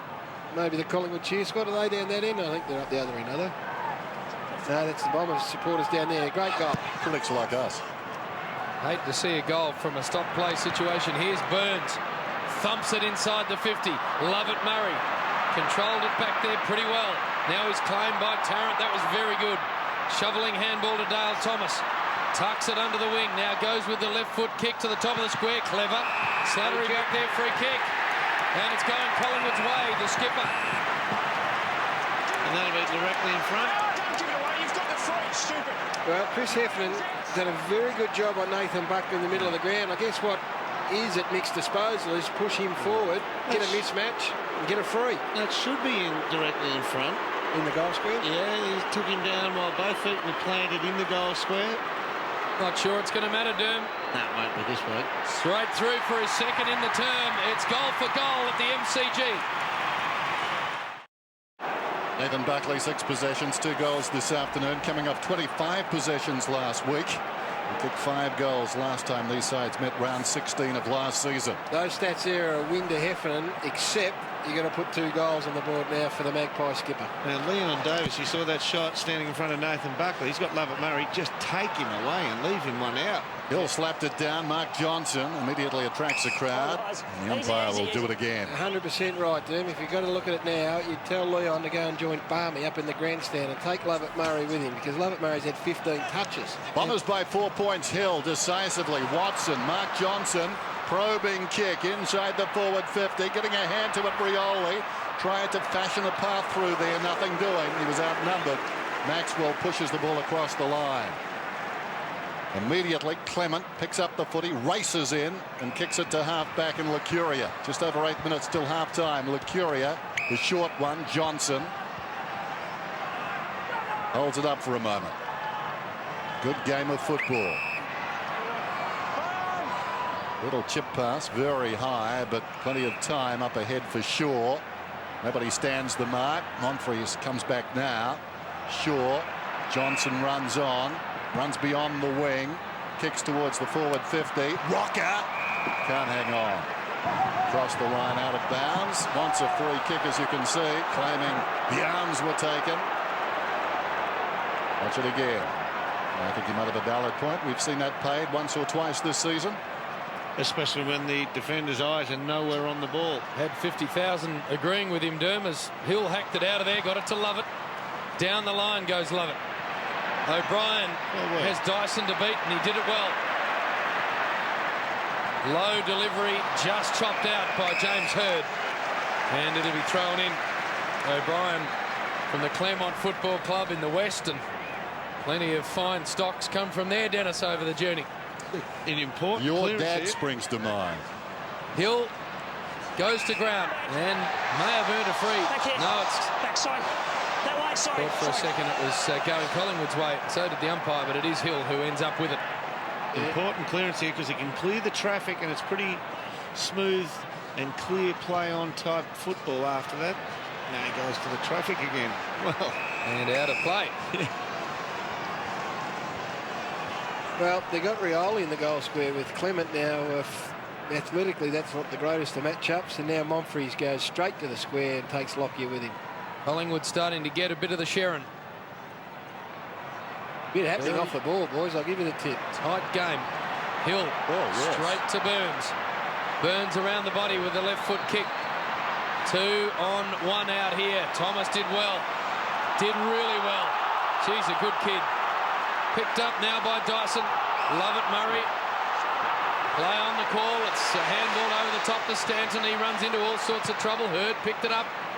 Banged it in the Lovett direction. Came off his boot, and it's over the line. We'll have another boundary throwing. Now, nothing worse than hearing there's a bit happening behind play but not knowing what's on. Here you go. It was Tarrant and McPhee started. Then Slattery and Didak went at it. And they were the last two to finish. Nothing untoward. Just some pushing and shoving, but a bit of spirit. You were calling for this. I want a bit of spirit. Richards missed the football, taken behind by Burns, going down Johnson. In trouble was Holland. Watson, quick hands away. Dyson, nice kick, and the mark is taken by Winderlich. It's in a half-forward, plays on. McVeigh is a long kick. It's a question of accuracy. Has he got it? It's going to be very close. He's missed. I think you'd rather him doing that than playing full-back Mark McVeigh. Had a super game last week. So he's back up into the middle of the ground. Lockyer, bothered by the sun. Makes it doubly tricky bringing it in. You can see the shadows not far away. Down that right flank. Here's Shaw. Little pop pass. Barely the 15. Johnson. Far too casual. Lovett did well. Chance here. Monfries gets a hand pass to Watson. Watson kicks across the face. Mark taken in the opposite pocket by Maxwell. Chips it out to right half back, and now they can run it. Prestigiacomo kicks beyond the wing. Solomon tracks it back. How will it bounce? They lead in all directions. Solomon needs a bit of time. Lovett Murray. Didak was closing. As a result, the hand pass ineffective. Diving over the football is Burns. He was pushed in the back, and he'll get the free kick. The veteran wants to go, and he does. Loney also a long kick. He can kick it to advantage here. Puts it up for Buckley. Buckley completely mistimed his jump. Comes back to him, though. Dragged off the kick, and it wanders out of bounds in the left full forward pocket. Yeah, he did well, Heffernan, to shut down the angle. Then Buckley got about a 10 to 12 metre break on him. And by the time the ball arrived, Heffernan had been able to run the angle. The ball didn't quite travel far enough. Just cut down the angle on the lead. A kick in it late in the first half. Handball finds Heffernan. That was smart. And now Kepler-Bradley will give it back to Heffernan. He's got the run of McVeigh, but it's chopped out beautifully by Richards. Little kick. He was taken down in the tackle, but it works to Holland. Holland to Thomas. Already taken to heart by the Pies fans, this young man. Now, look, he did very well there, Brody Holland, to actually get it onto the chest. But what he did do was he didn't open up the field of vision.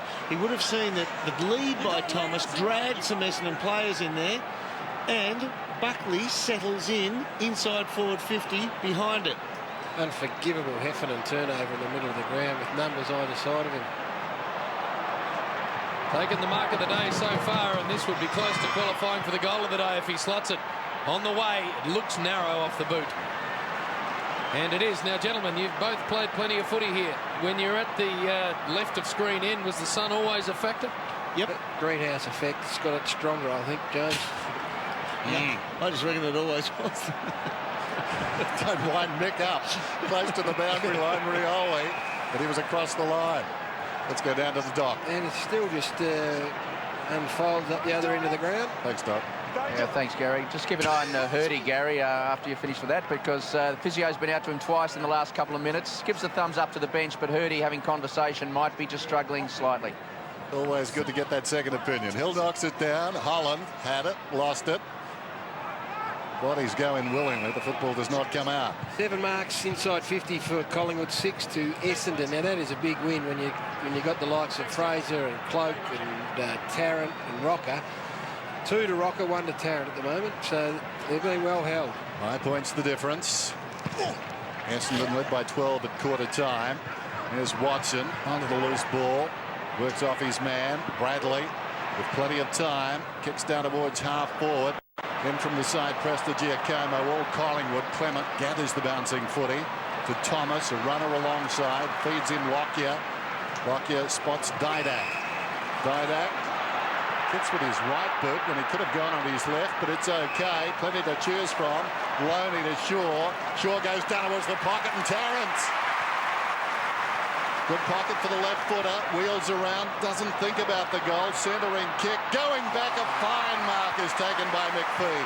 Not sure that was the option, though. And as a result, Hill has made himself invisible on that far side to Lovett Murray. Lovett Murray goes down towards half forward and McVeigh. McVeigh 75 metres from goal. End-to-end stuff. Spots the lead. Lucas went to ground. Prestigiacomo left it behind. Watson stood up in the tackle. McVeigh again. Bacon square. Will it run on? No. Clement gets back. And I think that was what he wanted.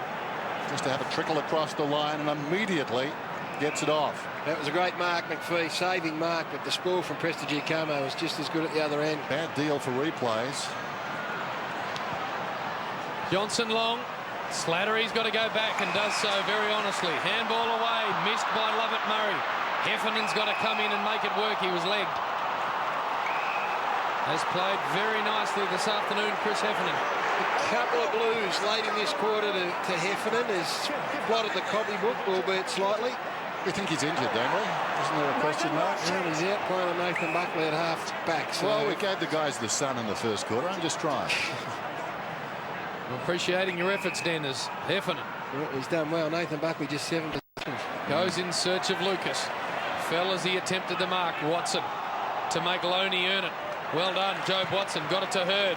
Just pumps it inside the 50. No tall marking option here for the Bombers. So Rioli's going to have to manufacture something. Back to McVeigh. The snap across the face of goal will land inside the field of play, which is a good result for Essendon. David Hill, top of the square, he's telling us. Now, they were once reportable, but hopefully common sense prevails. This is a dangerous area for Collingwood, right here. Ball thrown in. Hill works it down to the front. Rioli steps out of a couple of tackles, concedes by hand to Winderlich. Standing start, shot on goal, got it!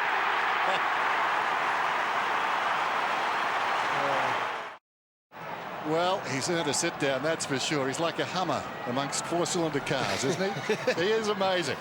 He's going to play him in bursts. 7-8-5-8. Well, guzzling the same fuel. He burst off the ground. Umpire Ryan working overtime. Holland went down, taken high. He'll get the free kick. But Rioli's touches have been very important in the last 10 minutes or so. Holland out wide from behind. Fraser reaches over the top of Monfries and Holland and takes the mark. Or rather, Lockyer. Well, Tarrant. About 65 metres out, sets it up. Big leap at the back by Rocker. Couldn't reel it in. Round the corner. Is that a mark by Fletcher? It's paid. Well, I think it would be 15. Thomas has marked it. But Fletcher's kick I think it travelled the 50. No, it didn't. Oh, well, I'll tell you what, it mightn't have by the first touch, but it might have by the second. I see what you're saying. The deflection. He's still run back with it. The thing is, creative way of looking at it. Carried it over. The thing is, the umpires, if ever they cut you slack on those, it's when the opposition's kicked it. Kick the goal, son. Here's Thomas. In he comes. Dens it back, and he's got it. Well done. Big occasion for this young man. Everything you hear about him, though, would suggest that he was not going to be overawed, and already he's taken the mark of the day. And now he's slotted through his first goal. A little bit fortuitously, I would have thought. Not the greatest of distance, but anyway, he's got it. He's gone back, and importantly, with just about a minute left on the clock, he's reduced the margin to 6 points. I think Durham's right. When the opposition kicks it, I think they multiply it by 2. They do. They cut you a little bit of slack on that. They err on the side of being generous. Yeah. Essendon just run in their fourth midfielder into the circle now. Been goal for goal in this second term. Collingwood have kicked 4, Essendon 3. None of them on end. As Bradley helped into the turf by Maxwell. The umpire's going to take it, and that will almost do us. What's been an enthralling first half on Anzac Day. Josh Fraser tried to take clean possession. The cough up to Stanton. There's the siren. It's all set up for an enormous second half in front of a huge crowd at this famous stadium. Essendon go in with a 6-point lead. Plenty of players still to get busy in this second half. That man amongst them, Tarrant and Rocker for the Magpies, and plenty of Essendon boys yet to get their hands on the footy. 6 points is the margin. Half-time here at the MCG. Anzac Day footy live around the country. AFL on 9. Hold on tight.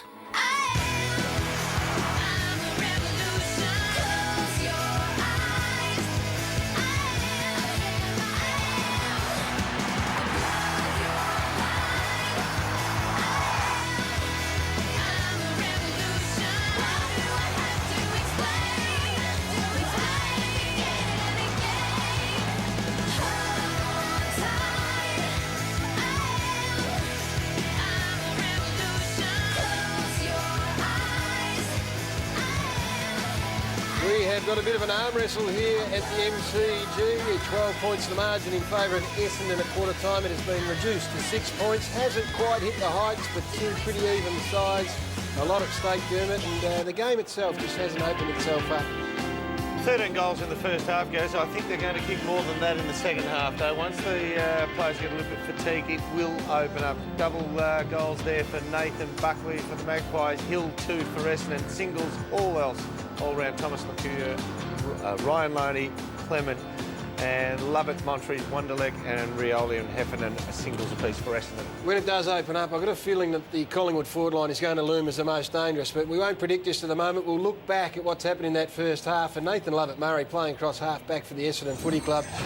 Well, often he was left alone as that loose man, which the modern-day football tends to dictate that there's always someone back there, but he has been a thorn on their side. He's got good athleticism. He covered the ground really well. A bit of decision-making hasn't been absolutely first-rate, Derm, but 19 possessions and a half is pretty good going. Had a couple of opponents, Dale Thomas early on, and just thought, well, this bloke's playing his fourth game. I'll just take a punt on him, and it's paid off for him on other occasions. He's had Leon Davis. Once again, he said, well, if Leon wants to try and be a crumbing player and run away from where the ball's dropping, I'll just go to where the ball's being kicked to. And there he is, arrives on the scene pretty late, can't do anything about it. Spent a bit of time with the Collingwood reserves. He did say he might be enjoying the fact that he's out there dominating at the moment. David Hill is another player just critical to the fortunes of this Essendon side, and kicked the first goal of the game from a ruck contest opposed against Josh Fraser. A little bit of luck maybe in that. He's also had a hand in 2 others from boundary throw-ins or ball up deep inside their forward 50. An important player, 18 hit-outs in the first half, and he's going to have a big say in things in this second half. I think he'll have a massive say in it, and Elsmore, I think the Collingwood team will have a massive say in it when Hill fatigues as well. If he has to go off the ground, I think that's when Collingwood will probably make their move. But he's been great value for them. Let's have a look how Essendon are going inside their forward 50. They've gone inside 20 times in the first half. Now look where the spread of ball is. It is going everywhere. It's going very wide. It's not exactly in the corridor. There's what, arguably 1 or 2, 3 that go to almost the top of the square there. To me, that smacks of a team with no key forward. They're kicking it to any and everywhere. And for 20 entries inside the forward 50, only 4 have come through the midfield, which means that Collingwood are tackling pretty hard in the centre square and they're owning that ground. So, look, that graph there shows it's actually not a bad result for Collingwood. Can be a strength and a weakness without Lloyd. Obviously, they'd love to have him out there, but different options make it difficult to match up on. They've got to get that sorted out. What the Magpies have got to do is play to their strengths, and their great strength is their forward line. Tarrant and Rocker have been stars in their victories over the past few weeks. Haven't been able to get going, particularly Chris Tarrant. McPhee's played him okay, but he's only had 2 marks inside 50, 7 touches. He's kicked 2 behinds, and I guess that's the important thing. He's got to get on the scoreboard. I still think, though, as you pointed out, Doom, as the game slows down a bit, more room opens up, and that is when he's going to come into his own. He's still going to play a big part, along with Rocker and also Fraser when he goes forward. Well, McPhee won't play body on body with him because he's such a silky mover himself, McPhee, so he will play off him. And once the ball starts to come in with a bit of room around him and it comes in and a little bit of pace behind it, he'll start to find more and more of the footy. I reckon he will. I reckon they're going to be very important, those big key forwards. As they say, they don't get any smaller as the game rolls on. Now, this is a memorable day, of course, and if you want to just get yourself a souvenir, then this is the way to do it. It's one of the great annual sporting events, and here's your chance to savour the moment with this magnificent print. There are only 300 of them. They'll be personally signed by the winning captain. $595, including GST. Phone 1800 624 510, or log on to that website down there. Only one of 300, and the first game back here on the MCG, very worthwhile souvenir. Derm, I reckon we are in for a big second half of footy. We will take a break here at the MCG. On the other side of the break, we'll have a listen to the thoughts of the 2 captains, Nathan Buckley and James Hird. But right here at the MCG, half-time, 6 points is the margin in favour of the Bombers.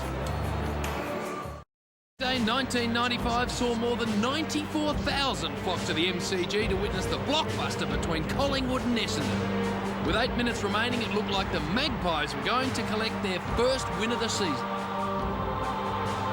26th disposal is a great kick. The Bombers have fought back and they lead by 6 points. Down to the wire, the last 5 scoring shots either levelled or changed the lead. Long kick. Brown's there and Rocco! To level the scores with just over a minute to go. Sav Rocker finishing with 9 goals in an Anzac Day battle that will live forever as one of the finest. There's the sub! Unbelievable! The season's first draw. Well, who knows, on this 12th occasion we may be heading for another draw. Just 6 points the margin at half-time in favour of the Bombers. David Hill, 2 goals, and for Collingwood, Nathan Buckley's got 2. It is very tight, and we expect it to go right down to the wire. Now, speaking of Nathan Buckley and James Hird, 2 elder statesmen have done just about everything in footy. They set the agenda here for lots of things, and they're very comfortable doing it. They also have been great supporters of this Anzac Day tradition.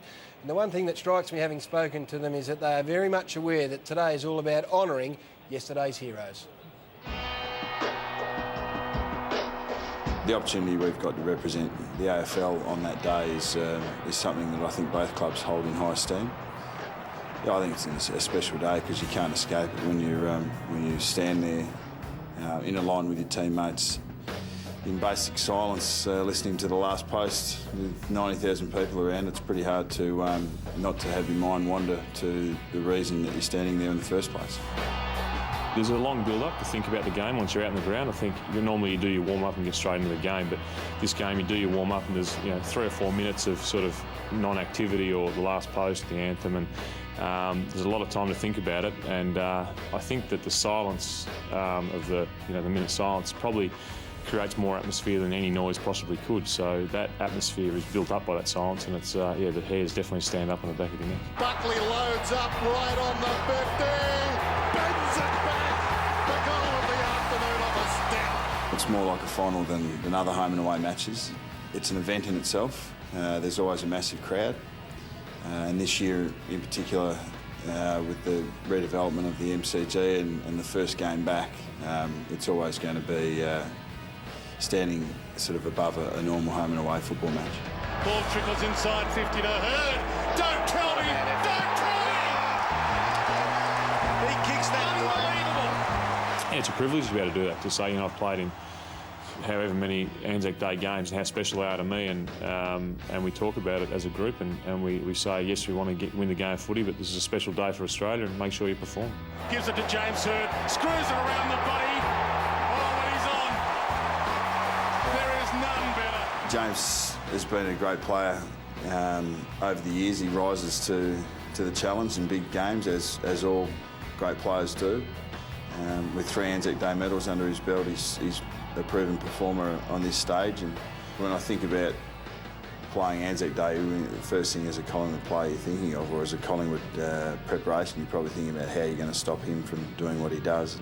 I think I've been lucky that, you know, I've got a few kicks and it's sort of matchups have worked well, but a special day for the family. You know, my first daughter was born, first child was born on Anzac Day back in 1999, so there's a bit of a feeling to want to play well, and I've had a few family members in wars and fought, and so it's been a pretty special time in the family. Anzac Day has always been something that's been well, if not celebrated, remembered in our family. So it's a special day for a number of reasons, and it means a lot to this footy club that you play well. And Sheeds always makes it a big day and an emotional day for his players.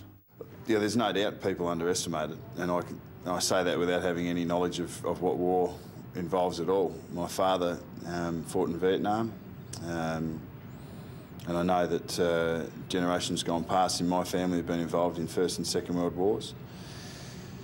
But I don't think you could possibly comprehend what it would be like to be on a battlefield, and yet we very often try to compare football to being a war, and it's really nowhere near it.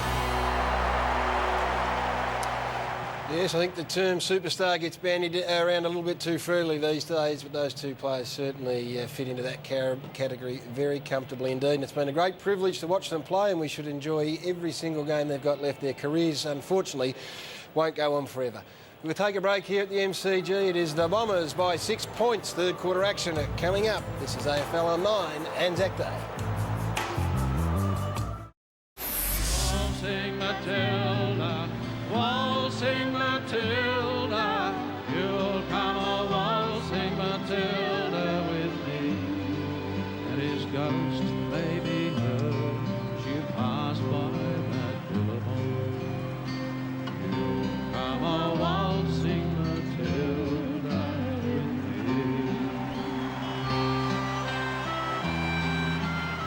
What a fantastic build-up it has been to this game, and well, we have got a contest, no question about that. 6 points the margin in favour of the Bombers. It was 12 points at quarter time, but Dermot, it hasn't looked like breaking open, and I expect at some stage through this third quarter that gaps will appear, and I think it's the team that uses it best that's going to take most advantage of it. No doubt about that. When fatigue sets in some way, shape or form, somebody won't make a line, somebody won't make a run, and that will make space, and people will poke holes through it at this level, and that's when the scoring opportunities open up. Buckley has gone to the goal square and starts at full forward.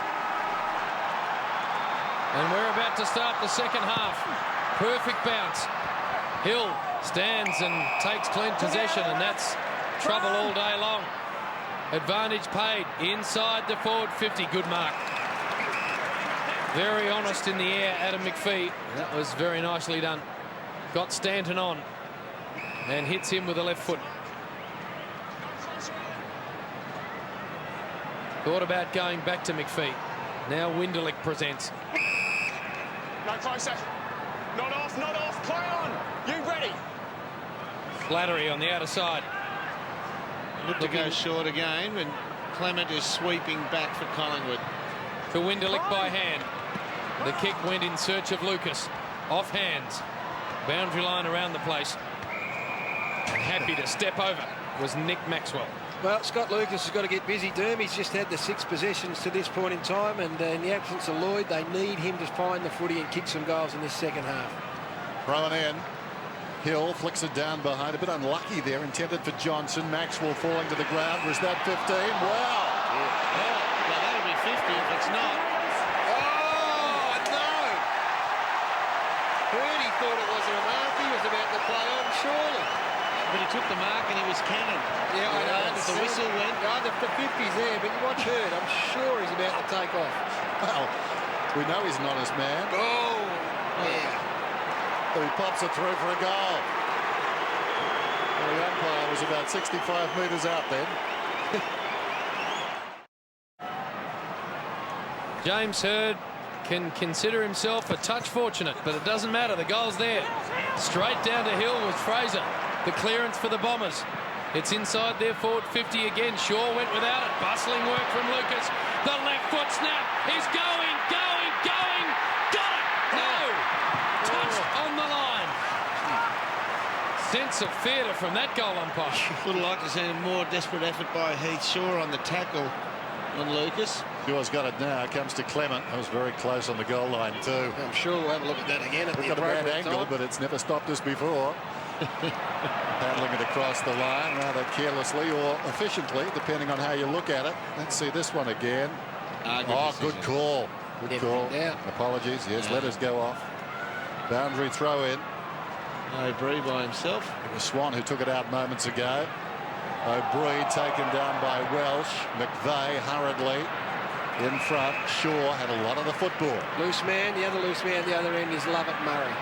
Harris already on the lead, 100 away. Clement to Lockyer. Here he comes then. Tarrant got a bad bounce. Arriving quickly though, Swan somehow dispossessed of the football. Play goes on. Tarrant to Holland. Okay for Collingwood then. 70 metres out. Long to full forward. Will it run on? Yes, it will.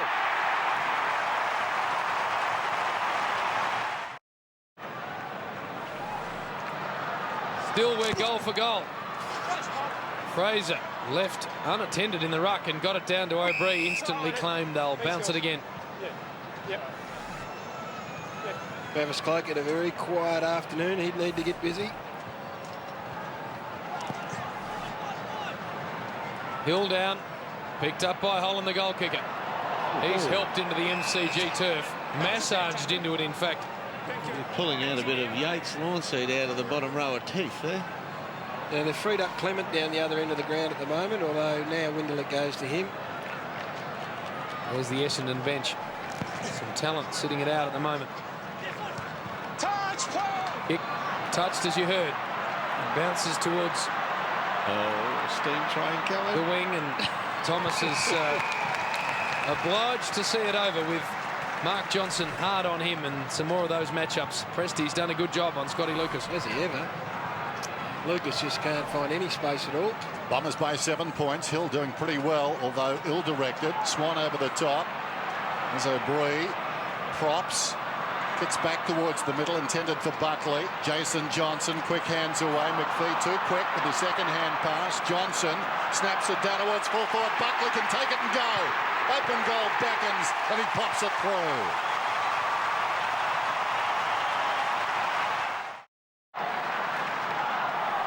The champ, Nathan Buckley, draws his club to within a point. Hill very nicely back. McVeigh can't pick it up. Hurd's over the footy. And this stats-driven era that we're in, Heath Shaw's 17 possessions and Ben Johnson's and Nathan Lovett Murray's 19. All of a sudden, Buckley pops up with 3 out of 8 goals. That is, take your 20 possessions. Hill double-teamed. Thomas can run onto it, or O'Brien. Good hard work from Johnson. Did he leg O'Brien? I think he may have. No, not paid. Over the top, the handball from Johnson. Now the run from Kepler-Bradley. Sideways to Lovett. If it sits for him, he's away. Does a little pirouette move. Gets it to McVeigh to Hurd. Look at the big names bobbing up now. The superstars. James Hurd around the body for Hill is sensational. Josh Fraser standing outside the 50 at the moment. He just couldn't run with Hill. He went to the attempted tackle on Lovett when he came through the centre, and that little burst he put on Took the wind out of him. That's not a trip. Oh, I don't reckon he got him below the knees. He's got short legs then. Inconclusive. Yeah, I think he's got him around the knees or David best. Hill for his third. Can kick it, Hill. Is a nice action. It's there. Bombers bite back. So what about David Hill? 14 possessions, 3 goals, and the dominant ruckman out there. 9-9-8-8. They go at it again that time. Hill was beaten by Fraser. Tried to loop it over the top. Robert Murray had other ideas. Weaves his way through. Kicks inside the forward 50. Clever use of the body. Prestigiacomo. But Lovett is through. Left it behind. Goes back to find it on his knees. Shovels it towards Monfries under pressure. And it bounces through for a behind. Let him cold. Did they make a mess of that? Wasting no time. Lockyer to O'Brien. Channels it wide. Johnson, been a good player. Couple of bounces. Go through the middle when you can. Goes down towards half forward and Tarrant. Locks up with McPhee and did him cold. Lays it off to Buckley. Can he kick it fourth? It slides across the face. Off hands behind. That was a difficult kick. He tried to align himself with the goals, but never had it really right. He was moving at full tilt. And therefore, Dennis, he tried to kick it with the outside of his right foot.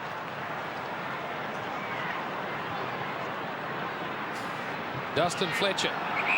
Eyes bobbing all over the place. Eventually, Mark Johnson's going to take the sliding chest mark. Deep in Pie territory.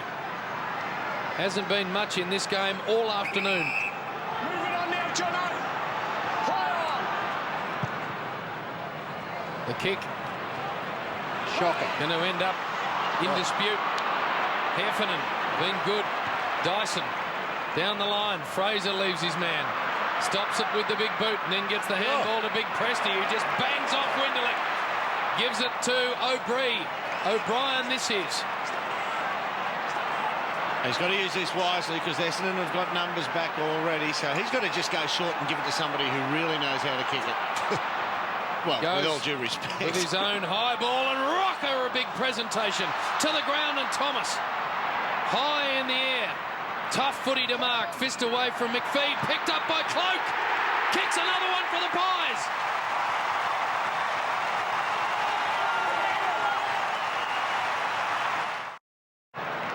Travis Cloak, his second possession of goal. He made his debut in the corresponding game last season. James Hird, who starred in this game so often, wins it out of the middle. Long kick inside the forward 50. Shaw came back off hands, fell in front, wheeling around Lucas in space. Will it run on? You bet it will. Goal for goal at the G. The game's busted open. 6 goals in 11 minutes. Don't know whether we can quite brand it a shootout, but it's heading in that direction. Hill high. Lucas on his bike. Prestigiacomo with him. Lucas, beautifully done. Down to Dyson, who has a bounce. And he has a shot. And he kicks a goal. No, poster. Hang on, he's trying to play on. Back you come, son. Why can't he do that? You've got to wait for the umpire to signal. Essendon fans were up and about there. It's very exciting. Richards. Not quite a shootout, Jim. It's just haven't got the big pistols out at the moment. They're just going with the little stuff. We're double on the first half pace there. They went for 13 goals for the entire first half, but playing 11 minutes, we've got 6 now. Lucuria coughs it up. 3 kicks been picked out. Excellent. Knocked into the ground. Adam. He knocked into the ground. You got the free. There you go. James Hird's got the free. And he slots it looking for Lucas. Taken out of the marking exchange fairly. The don't argue came from Clement. Handball stays in play. Lucuria was good. Prestigiacomo's been good. The end-on-end Pundle work to Maxwell. Over the top, this is Cloak. Stops and then goes inboard very nicely to Holland. The Pies look okay. Well, it's opening up all over the ground here. Holland to Buckley. Stands and takes the mark very cleverly. The Star has got 3. Goes for Rocker. Got it. There'd probably be about half a dozen players in the league, this elite competition, who could have made that kick from Nathan Buckley then. Isn't it going to come down with Buckley? It's quality of possession over quantity. He could stay in the middle of the ground and rack up 30 by the end of the day, but if he's forward and gets it 20 times and uses it as well as he did then and kicks goals, Collingwood win. All about the drop of the ball to the boot now. Just get it spinning correctly, and distance is not an issue. Has kicked. No goals, 3 for the afternoon, but he's done something about that this time. The Pies to within 2 points.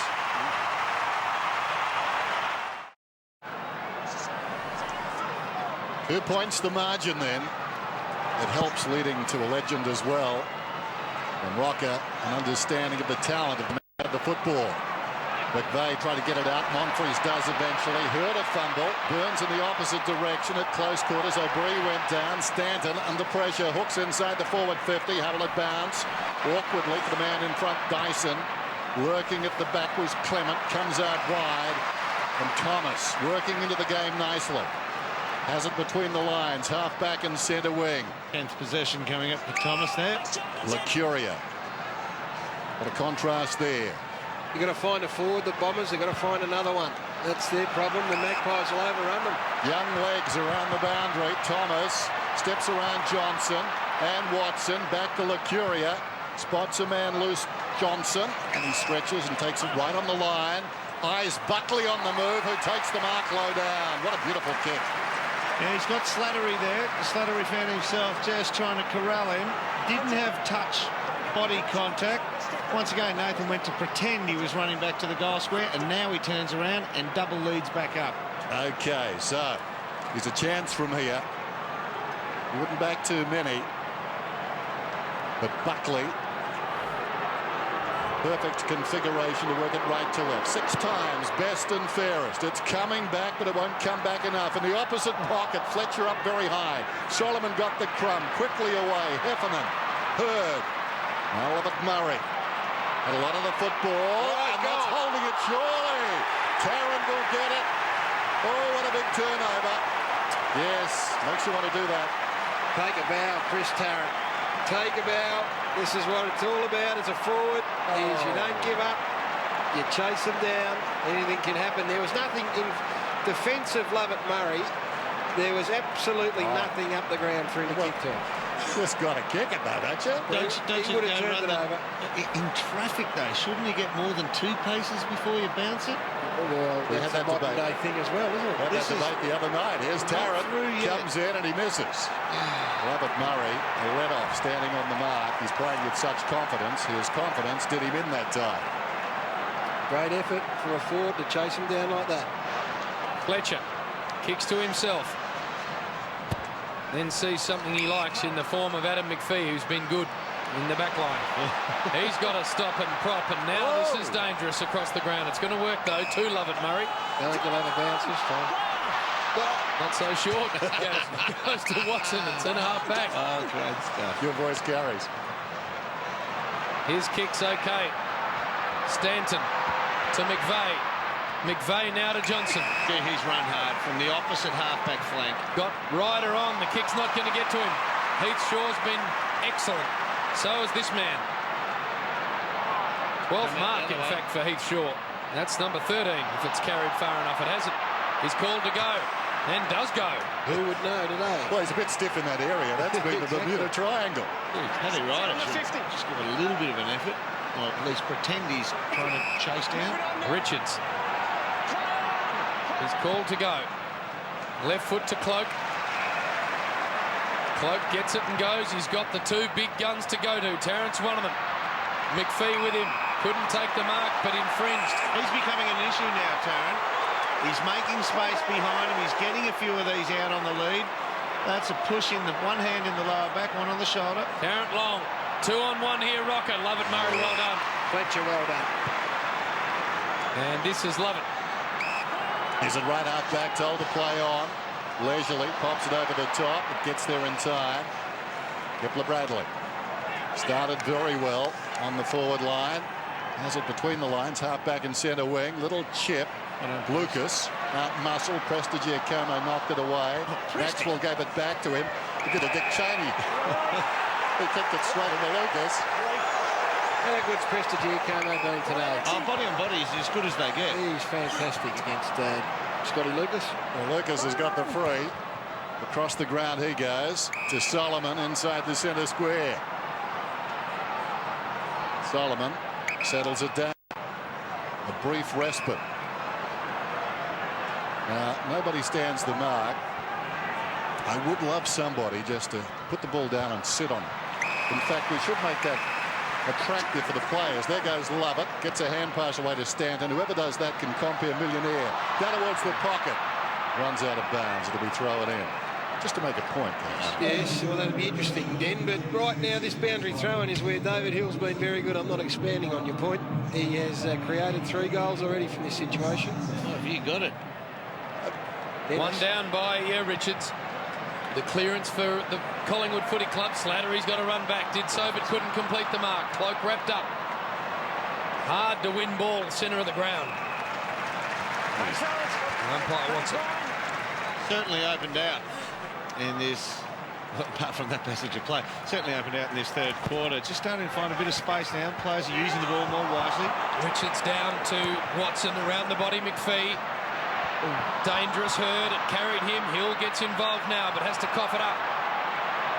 Free kick picked out. Advantage paid. I think the umpire will now bring it back. A throw paid against David Hill. And Lockyer can reload from half back. Goes to Tarrant.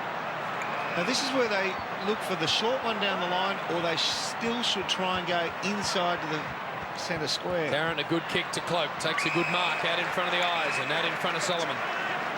Going to have players on the inside. Cloak. Short to Johnson. Johnson takes his man on and gets around. And then the left foot kick looking for Buckley. Takes the mark. But they've got to decide now, Kevin Sheedy, they being Essendon, whether they stay with Heffernan if Buckley stays forward like this, or whether they go with someone who's more accomplished in the back half. But don't. Kevin Sheedy would say yes, but I reckon Heffernan can cover it if he doesn't get great delivery like that. Yeah. Don't let Lovett off the hook for that. That's twice now from Johnson, just beautiful kicks. Yeah, but Lovett's the quickest man on the field, and he let Johnson, he's no slouch, dance around him, and then he dives on the ground like he's going into a water slide. Nathan Buckley to give the Pies the lead. It didn't look good off the boot at all. Yeah, that's because it wasn't. That is very un-Buckley-like. Oh, no, got the sense of theatre, mate. 71 apiece. Yes, Collingwood haven't led today. Stanton to Fletcher, who drives it out wide. Coming up to meet the football, McVeigh juggles it towards the boundary, confronted by O'Brien, who came again. Well done. Monfries, though, gave the extra numbers. Stanton back to Monfries.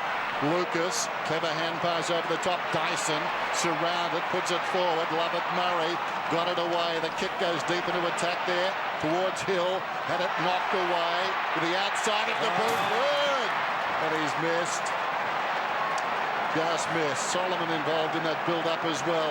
Got it down beautifully. You get a feeling that Hurd might have to do a Buckley for Essendon and kick 3 goals here.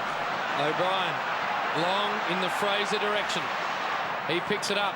Might have got a little nudge. Goes in search of Tarrant. McPhee's with him. 2 exciting players. McPhee did that well. Lovett Murray. McVeigh coughed it up.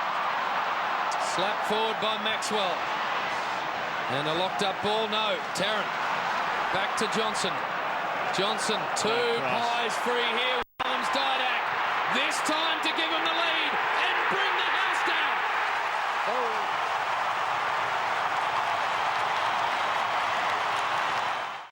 Collingwood actually hitting the lead here for the first time today. Magpies have got the last 2 goals and 3 of the last 4. The distribution from Ben Johnson quite outstanding. 21 possessions now. Fast becoming the best player on the ground. Hill might be his major rival. Up to win it down to Watson. McVeigh smothered off the boot by Davis. Windelick stood his ground. Tackle by Fraser. Taken down. The ball is not coming out of there. Let's go down to Tony Jones. Tony? He positioned himself very nicely, Didak. He'd only been off the bench for 15 seconds, and he'd come on to replace Buckley, who's having a spell. It'll be hard to get the lead back, you'd think. They need to answer quickly. Hill knocks it down. Lucuria stole it. Kicks inside the forward 50. From behind, McPhee, timely fist on it. Stanton lacking support, just coughed it up. Rocker, Swan hurriedly, only as far as Mark Johnson. His kick, not good. Lockyer's got it. Loney is on, and he spells trouble with a capital T. Loney, 60 metres out, lines up. This could be a knee buckler. Oh, he's missed to the near side. Mistakes creeping into Essendon. They just cannot afford that at this stage of the game. When Collingwood have got a bit of momentum up, a bit of a head of steam, they can't make it easy on them by turning the footy over. McPhee doing some waving of the arms. Been a while now since the Bombers kicked a goal. Corralled McPhee. Should just turn around and rush it through yourself. Another mistake. Mistake led to the last goal. Mistake possibly could have led to that to a behind being a goal, and now this. Bounce at the top of the square. The concession from Hill. Thomas tried to hack it out of the air. That was the jump. And nearly succeeded in doing so. So Dustin Fletcher now says, give it to me. Play-on's called there on the replay. He's got to tap it on the foot. All he has to do is turn around and rush it straight through for another behind and reload. Fletcher to Monfries. Tough to do in front of the punt road end. Buckley.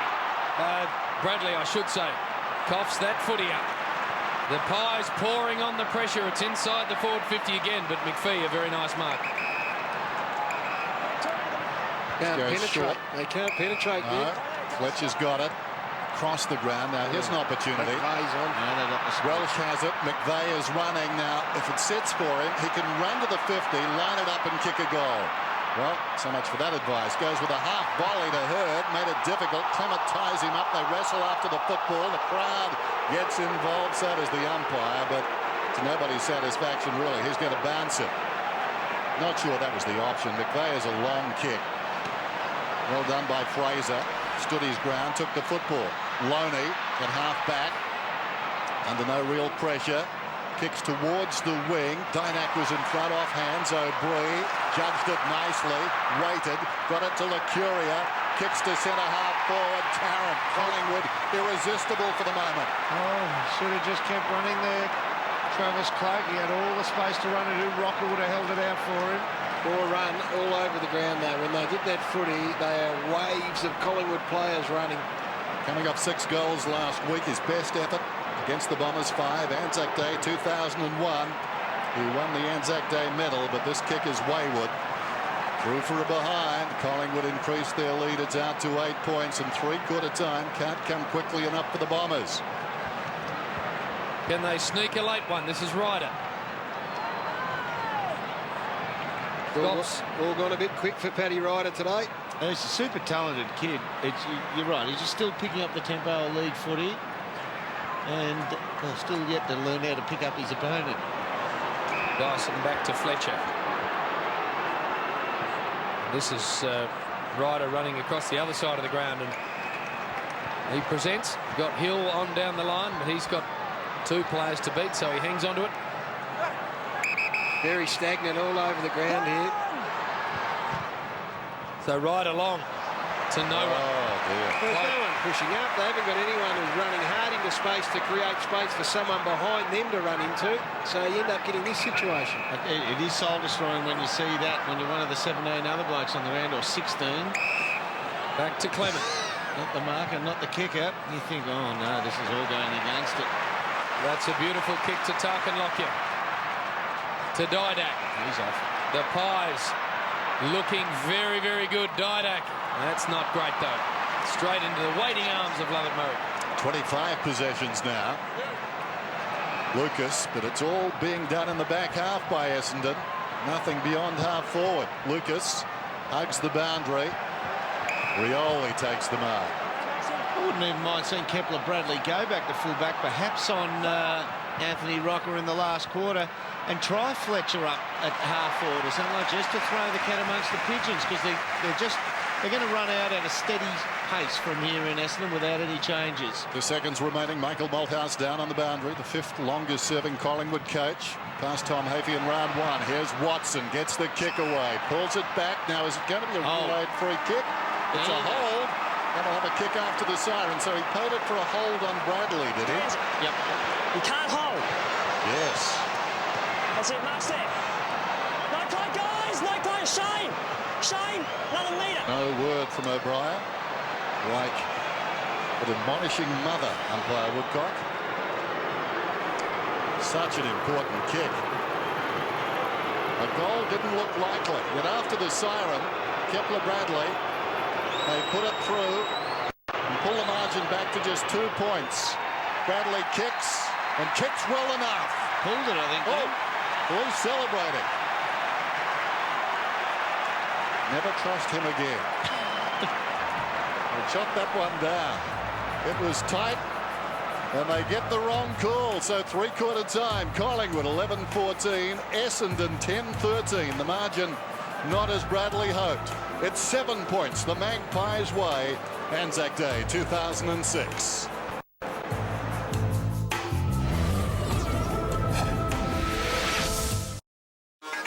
Anzac Day 2006, and the story so far is centrepiece of the day, lining up the last post. Essendon and Collingwood, two famous coaches, two famous clubs. Lloyd out, the two champions to toss the coin. Hurd wins the toss against Buckley. Hill makes a very fast start, as did the Bombers. A minute 14 seconds in, and they were on top by 7 points. Clement off the ground. His first goal since Anzac Day last season. Rioli works the angles. Essendon by 21 points. Marvellous mark by Del Thomas, just 18, fitting right in. Quarter time, the margin 12 points. Buckley starts the second term. Essendon by 5 points. Hill, some more strong work. Boundary throw-in results in the goal. Essendon by 10 points. Rioli, bulky, hard to bring down. Feeds it out. Winderlich, the up and under. Bombers by 12 points, and at the major break, it was 6 points the difference. Start of the third term. Johnson, good supply to Buckley, who goes in and gets his third goal. Essendon by a point. Travis Cloak, quiet day. Second possession. It's a goal. 1 point the difference. Lucas quickly at the other end, wheels around in characteristic fashion and bounces it through. Bombers by 7 points. Didak back for Collingwood. The first time they've led all day, and he puts it through the margin 5 points. Eddie Maguire is happy, and why not? They're coming on strong. Three-quarter time, and Collingwood up by 7. Check that scoreline. The Magpies 11-14, and the Bombers at 10-13. Yes, and only 2 players on the ground, multiple goal scorers. David Hill for Essendon, he's got 3, and Nathan Buckley's got 3. A much calmer Mick Malthouse this year than last. If you recall, he sat the players down and just unleashed a little bit of his frustration. Kepler Bradley, was it or wasn't it? Just about on the three-quarter time siren. He liked it. Very hard to tell. We can't even use the sun as an excuse. I actually didn't think it was. It's not at the line till about now, I reckon. Oh, it's hard. Using your best judgment thereabouts, and you would only be a metre in or out on that call as to where it is at the line. So you might think I've got a vested interest. I thought it was a goal. Kepler's happy. He thought it was, but of course you did. The fact of the matter is, it wasn't. Let's go down to the boundary. Dr. Peter Larkin. It's been a quiet day from an injury front, Doc. Yeah, it has been, Gary. In fact, hopefully the rest of the game, not much work for the medical staff. Both benches at full capacity. Bit of discussion about Dean Rioli at three-quarter time. Kevin Sheedy asked the medical staff if he was right to go. He's starting on the field. 4 fit players on both benches, Gary. Good news, Doc. Let's go to TJ. I think he's back from the box. Yes, thanks very much, Gary. Well, it was just great to see the two old masters in action there, Kevin Sheedy and Mick Malthouse. No panic in either camp there. It was just motivation to the nth degree. And then once Kevin Sheedy headed back to the coach's box, James Hurd, of course, back in the captaincy role, he addressed the players, gave them a hell of a rev up. I think we're going to see a pretty ferocious final quarter here. Essendon starting with a midget forward line. There's only one forward, and that's Lucas on it. Everyone else is sub 6 foot. The Randy Newman forward line. It's one down by Fraser. Falling over there was Hurd. Gathered by Stanton. Kicks towards half forward. Johnson going across on the angle. Won't get there. Maxwell in front. Very cagey. Reaching over the top was Lovett. Johnson once more. Quick hands. Lucuria runs away from half back. Looks down towards half forward. Buckley, will he get to the contest? Not quite. Solomon, wonderful, coming back. Takes the mark at right half back. 7 points the difference. So much to play for. Collingwood looking to make it 3 straight. Johnson, mark. Around the outer side, clever. I would have thought clever. And shoulder to shoulder. He stood, didn't he? And he let Helen O'Brien. He braced for it. He braced for it, but he stood. He actually didn't thrust forward into him. O'Brien's kick, not good. Lovett Murray chops it out.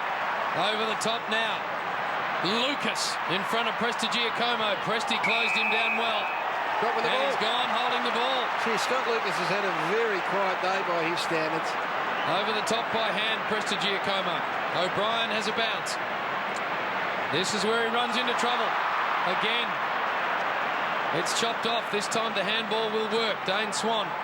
Loney.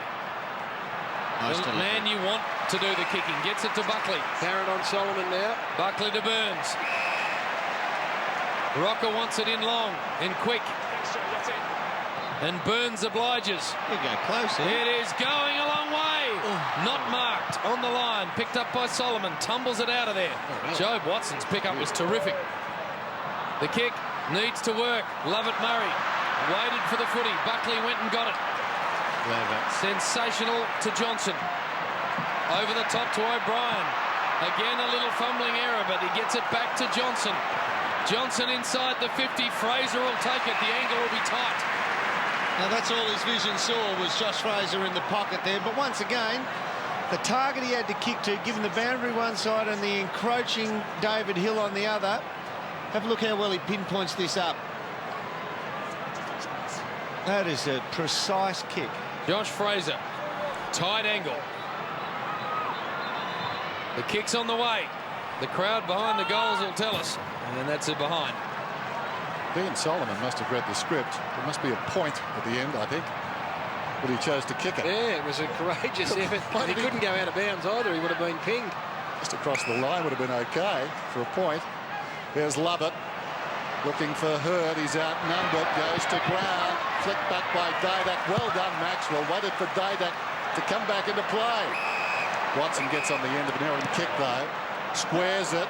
Will it get there in time? Yes, only just. Mark Johnson. Fletcher deep in his own defensive area. That's a good kick. McPhee's in front. Getting there was Cloak. McPhee's on the ground. Cloak's got the football as a result. Goes towards half forward yet again. Collingwood have got the numbers, but Johnson takes a wonderful mark. You saw Solomon try and put the tackle on. His man, there were 3 Collingwood players back, and Mark Johnson marked the footy. Big let off. For the patience of Jobe. Just pops it out wide. Johnson once more. Mark. But this isn't translating to anything much on the scoreboard. Lyon's the call. Johnson hugs the boundary line. Sliding in there, McVeigh. Coming across on the angle and doing well. Lucuria to Buckley. Back to Lucuria, the old firm. Lucuria kicks it down towards the forward 50. Rockers in front. One hand. Controls it brilliantly. Just deftly down to his own advantage. Wheels around. Play on was the call. That man was okay coming in to the square. Didak. Didak the mark and goal. Vintage.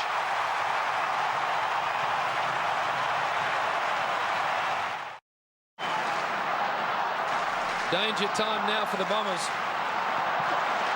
Pies have kicked the last 3 in the game. Good tap. Burns went to ground, a little hand in there, chopped the handball out. Stanton taken to ground hard. Loney concedes by hand. Lovett put some pressure on. Cloak came away with it. Heath Shaw's been very good. Got it to Didak. Yeah, what we've got is Essendon players behind the footy. They allow Clement to play loose at half back. That is hard to see them kicking enough goals to win now. That's the problem. Burns.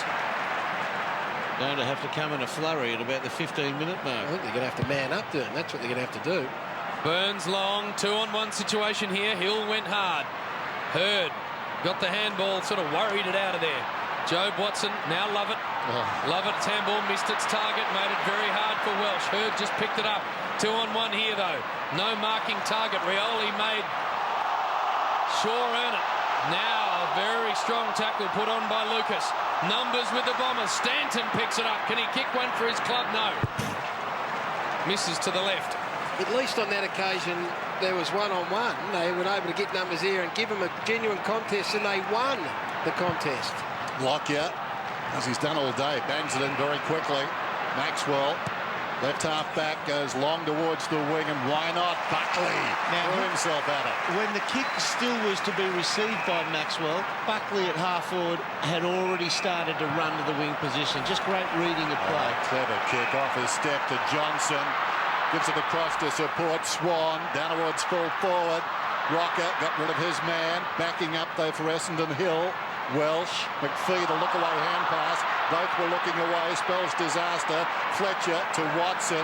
Now Monfries is at Stanton. Stanton gets it across to Solomon.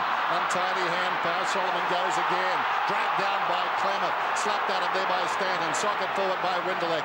Down towards half forward. Johnson threw himself in. McVeigh is there. And at the base of that pack is Burns, and the umpire will ball it up. That was frenetic. There's Essendon last quarter efforts. This year they've been pretty good. Got over the line in all of them. Last year only 8 out of 22. They need the next goal, you sense. McVeigh just inched it backwards. Hurd had it kicked past him. Foot race now. Thomas is going to win it. Solomon, beautiful pickup from Thomas. And around he goes. Right foot shot. Have a listen to this. Oh, the Pies fans go absolutely nuts.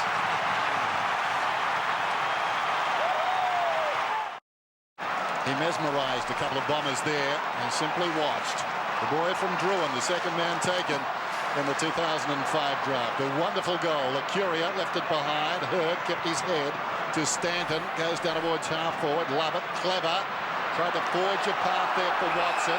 Then decides to go himself. In the meantime, there's a whistle. Watson will get the free. Well, it's now or never for the Bombers.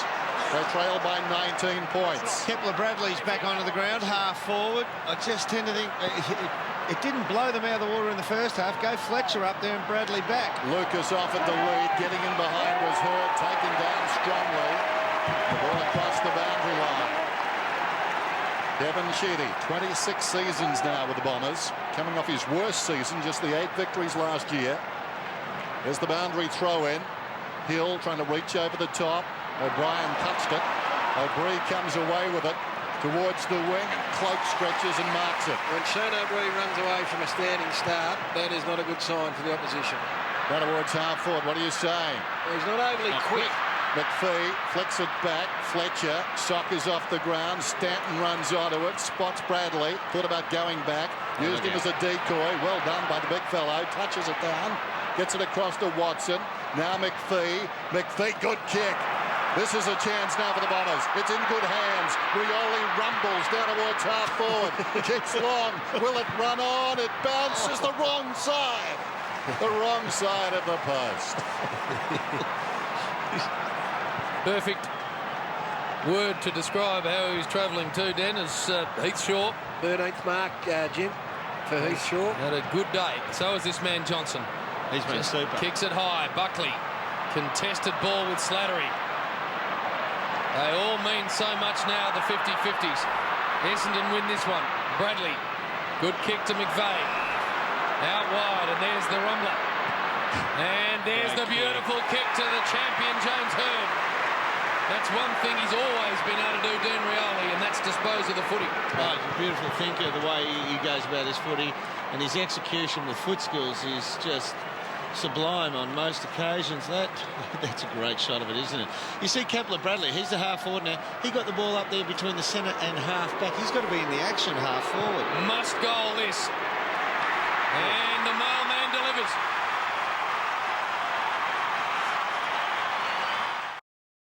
Well, if the Bombers can pull this off, don't leave James Hurd out of medal calculations. Already the winner of 3, 21 disposals, 7 marks, 2-2. Fraser missed it. There's Hurd once more, inspirational. Digs it out of the centre, kicks inside the forward 50. Oh, wonderful! There was more a catch than a mark by Maxwell going back. The hands in position early. He gripped it beautifully. Now O'Brien hasn't been all that convincing. Pops it up to Lucuria. He's marked at half back. Hurriedly, Holland, will it get there in time? Caught that. Ooh. Jason Johnson just stands there. O'Brien came across, but really no one remonstrating with him, and nothing much to it. No, he pulled it. He pulled it at the last minute. It would have looked worse than it actually was to the crowd. That explains Holland's behaviour. There goes the ball down towards half forward. The mark is taken by Hurd. Well, here's the bloke who's going to lift it if they're a chance. Yeah, absolutely. He's just willing himself on this game at the moment, James Hurd. Jason Johnson goes long. Lucas in from the side. That's a good grab too. The big names are coming to the fore. The cream is rising to the top for the Bombers. Oh, look, Can they do it?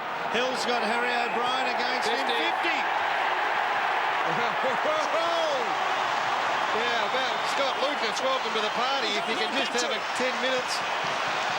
Easy, hey. You got the kick, let it go. Hey, if you know the rules, you've got to get it back to him. Well, if you didn't watch the footy on Sunday, Heath. Well, that's right. You'd know them. You're not in the ballpark with that throw. Right. In fact, that was 40. Yes, that should have been 50 metres, 150 metres. Comparatively, but hey, what a big kick. If he can just, he's had a dirty day, Lucas, if he can have a big 10 minutes and just join Hurd and one or two others. Now, I don't wish to be picky, but he's actually given him a better angle than where the free kick was awarded from the first time. He's taken him further out to the front of goal. That's picky. Here's Lucas at his second then. Kicks from 15 metres, does not miss. Gun barrel straight.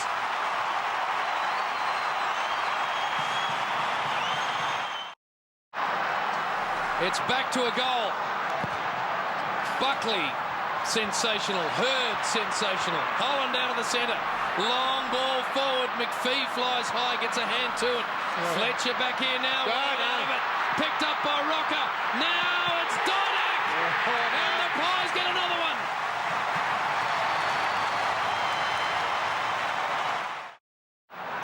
Bad passage of play, that for the Bombers. A couple of players need to kick their feet. They didn't. Oof, the wrong time, wasn't it? Oh, terrible. They had it covered, didn't they? Out of the middle, Holland goes down. Watson dives in, ties it up. He has been superb, Joe Watson. 9 last quarter possessions. Dustin Fletcher, who has had a great day on Anthony Rocker. He's kept him very quiet. Just a couple of fumbles, couldn't rush it through.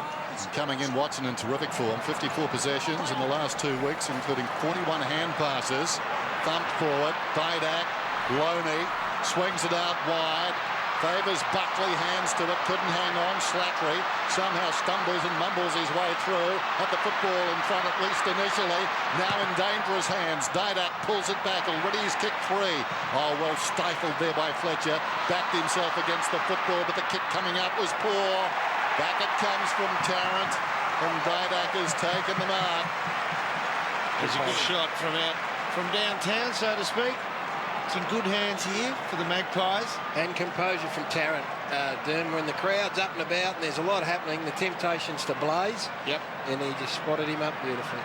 Oh, hello. What's going on there? Oh, no, that's inconclusive. That reminds me of the Lepage Goddard incident. You're quite right there. There's the kick from Didak.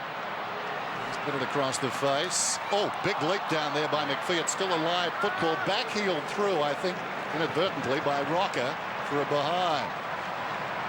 What's this all about, gentlemen? Push. Well, not much doubt what it's about. Push. Are they all pushes? Yep. Open hand. If you ask. They were. Long forward from McPhee. Big fist away from Maxwell.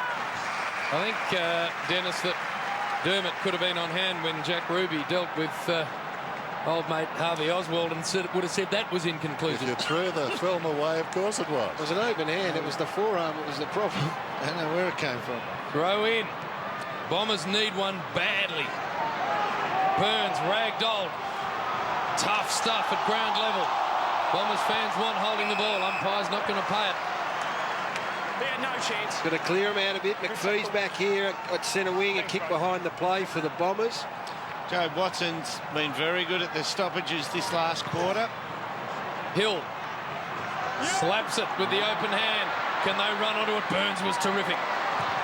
There's Brodie Holland. Not going to reach to the intended target, though, and McVeigh's taken the mark. Ooh, that was very quick on the whistle. Mark McVeigh. Ran a couple. Yeah, right there.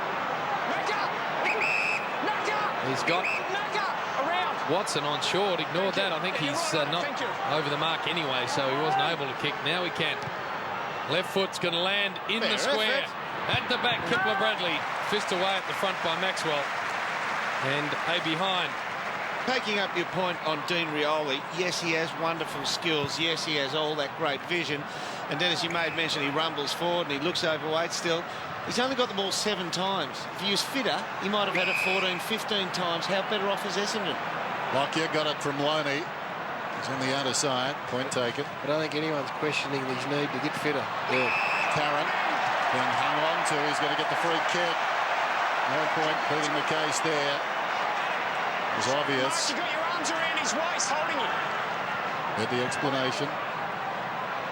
Shaw gets it from Tarrant. Long time left still, Den. Well over 7 minutes. Yeah. It's got the feel of a game where the next goal could break Essendon's back, but still so much time. O'Brien to Lockyer.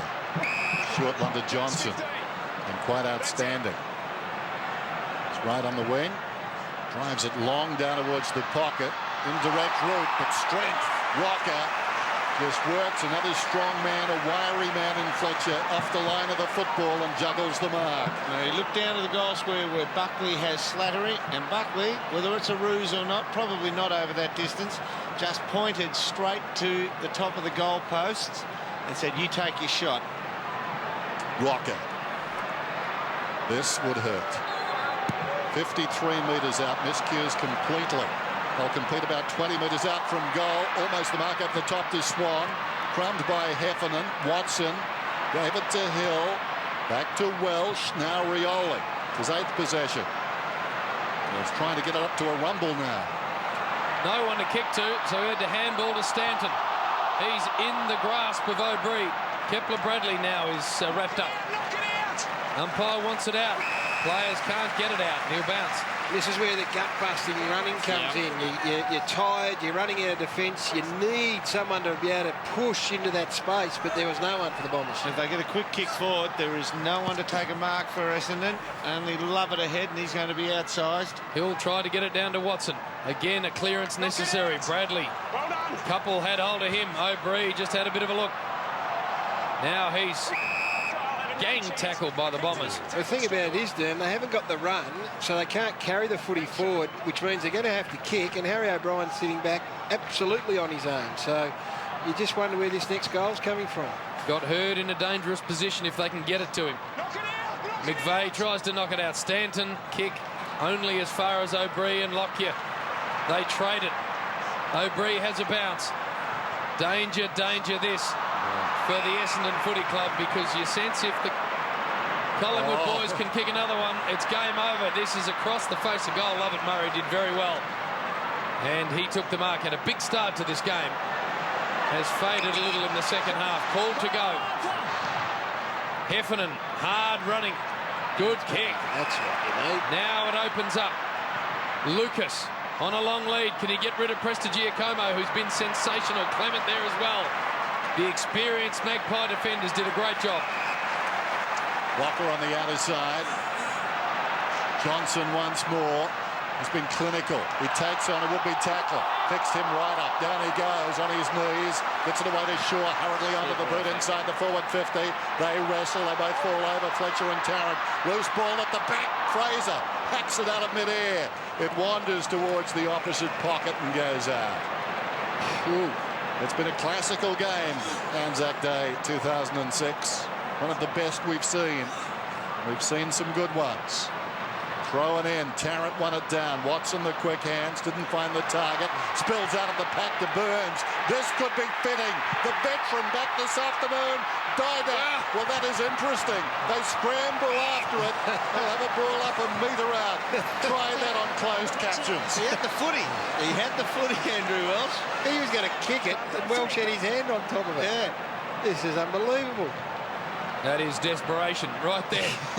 That's game on the line. Desperation. Where was his head? This will be an important point if the Pies can work it through. It stays in play. The Bombers bring it away. Look out. Stanton claim. Gone. Slung, and it's out of bounds. Umpire. Either one of two. The black and white army. By Woodcock. No, I got his boot to it. He got his boot to it. Well, what about deliberate then? Fraser clean possession. The snapper land across the face. And that's a good result for Collingwood. Boundary showing deep. I wasn't talking about the deliberate. I was just explaining the dropping the ball. Well, I'll take either. Josh Fraser comes off the ground, so they're playing 17. It's a long way back from here. Ball bounces in Joe Watson's hands. Goes without it. Burns at the back, fist away by McPhee. Picked up by Richards. Little one to Leon, has not been sighted. Left foot kick forward, and Fletcher will take the mark. I say long way back from here. It's a long way for the run for Brodie Holland, who comes on to make up the numbers and pick up his man. Now he's out there, matched up, man apiece. Fletcher thumps it a long way, over the top. Oh, and he didn't stick the landing. That was Lovett. Nasty. Lucky he's got that thing on his melon, he might have been sore. Had nothing to do with it. Flattened his back, just to see if it was intact. Had nothing to do with the landing. Let it come off. Burns tries to get it out. Well done by Johnson to Solomon to Stanton. Now an opportunity through midfield. A man who's been good all day. Lovett Murray. Nobody is back. Hurd goes back with Clement. Clement very conscious and Hurd had hit the post. Well, on any other occasion, James Clement would have backed his judgment. That time he was more concerned about James Hurd. It almost bounced through for a goal. Here's Shaw. Gee, they brought it in quickly, Collingwood. Now replay people are just cursing this new rule. There's O'Brien. There's a spectacle. It just needs one more Essendon goal this game, doesn't it? Yep. I know Pies fans will be screaming at their telly at me, but just for everyone else, it'd be nice to see it go right down to the wire. Fist away. Leon without it. McVeigh picked up. Great tackle put on by Tarrant. He's been terrific in that area. McPhee goes to ground. Johnson edges the handball out to McVeigh. McVeigh to Hurd. Hurd to Lovett Murray. Now Stanton. Can he conjure something up? He runs backwards. Handball to Lucas. They're dead on their feet now, Lucas. Left foot 2-on-1 situation. Monfries. And in front rider. Too far out to score. You go quick, the young man. No good waiting. And Joe Watson's going to drop into a dangerous spot here if he's... Got to go quick. Got to go now. Goes in search of Hurd, and he had too many to beat in the air. That is a classic case of a young man who looks up, sees the greatest superstar probably he's known growing up and says, well, I'm going to kick it to him regardless of where he is or how many he's got on him. And it was a poor decision. O'Brien across the face. Tarkin Lockyer. Tarrant off. Josh Fraser back on. Buckley presents. Has been a towering force today. 3 goals. Super important. Back to Lockyer, so they're starting to choose some time up now. Collingwood have 8 players, Buckley being one of them, who have played 100% of game time. Bombers fans don't like it, but it's the right way to go. Maxwell. This is a dangerous kick. It's bouncing. Heath Shaw steps on through brilliantly well. Has a bounce. Goes in search of Rocker, but Holland slips in front of him and takes a very good mark. Too far out to score is Brodie. Didak. Good lead, good kick, and he takes the mark. And Alan Didak, who has a couple in this final term and 3 for the match, can ice it if it isn't already iced. Well, there it is. Just the defender turns his back for a split second.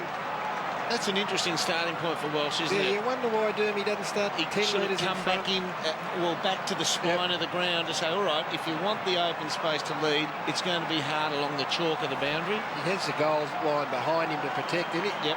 Alan Didak to win the game for Collingwood. Kick on the way is right through the middle.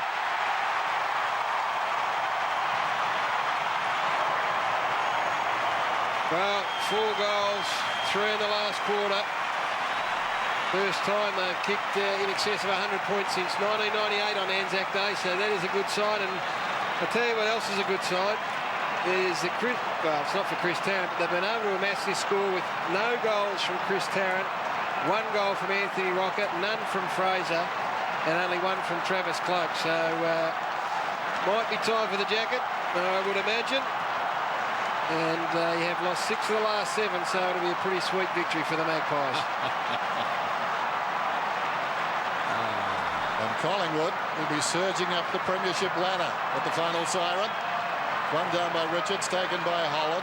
Away to Swan. This is Burns. Part of it this afternoon. Swan in the grasp. Gets the kick away. Wait for the siren. Collingwood in a tough one have prevailed on Anzac Day. Collingwood win. by 17 points.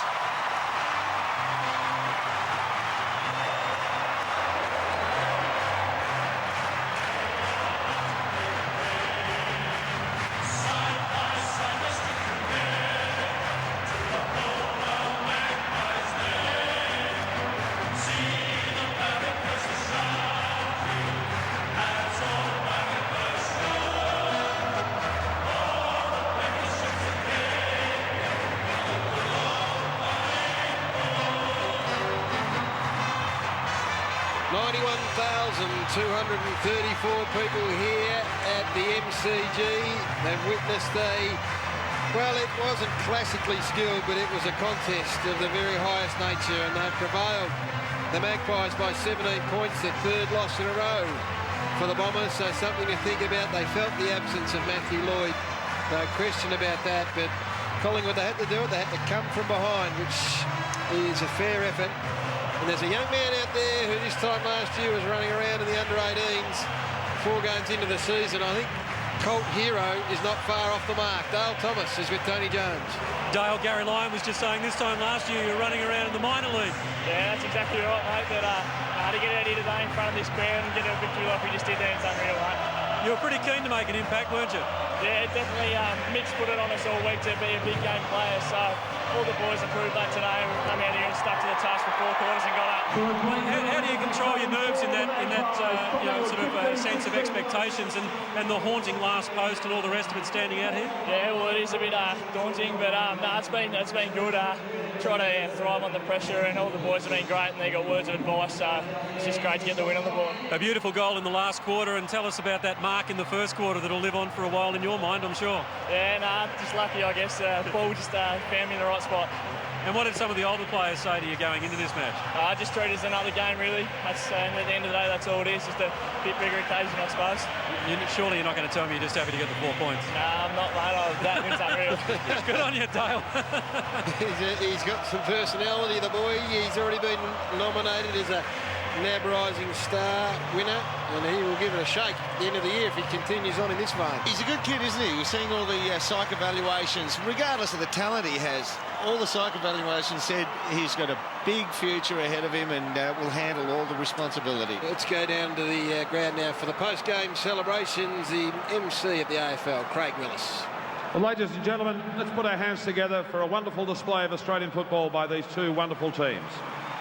On Anzac Day 2006 at the MCG. Joining me is the President of the Victorian RSL, Vietnam veteran Major General David McLaughlin, to present the Anzac Day medal to the player whose conduct and play during the game best exemplifies the Anzac spirit of skill, courage in adversity, self-sacrifice, teamwork and fair play. Major General McLaughlin, would you like to announce the winner of the medal here today? Well, ladies and gentlemen, the Anzac Day medal for 1991, for the 91st anniversary in 2006 is Craig Johnson from Collingwood.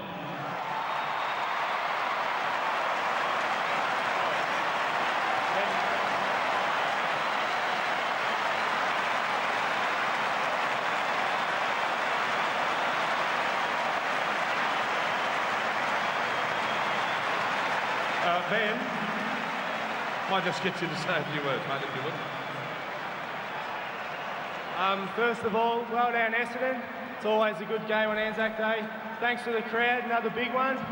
And well done, boys.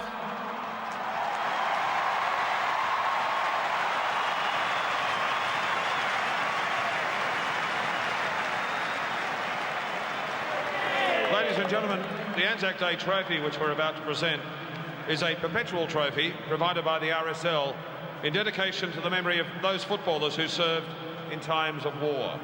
The names of VFL footballers known to have sacrificed their lives during active service are inscribed on the trophy. I'd like to invite Mick Malthouse and Nathan Buckley to come forward to receive the Anzac Day trophy from David McLaughlin.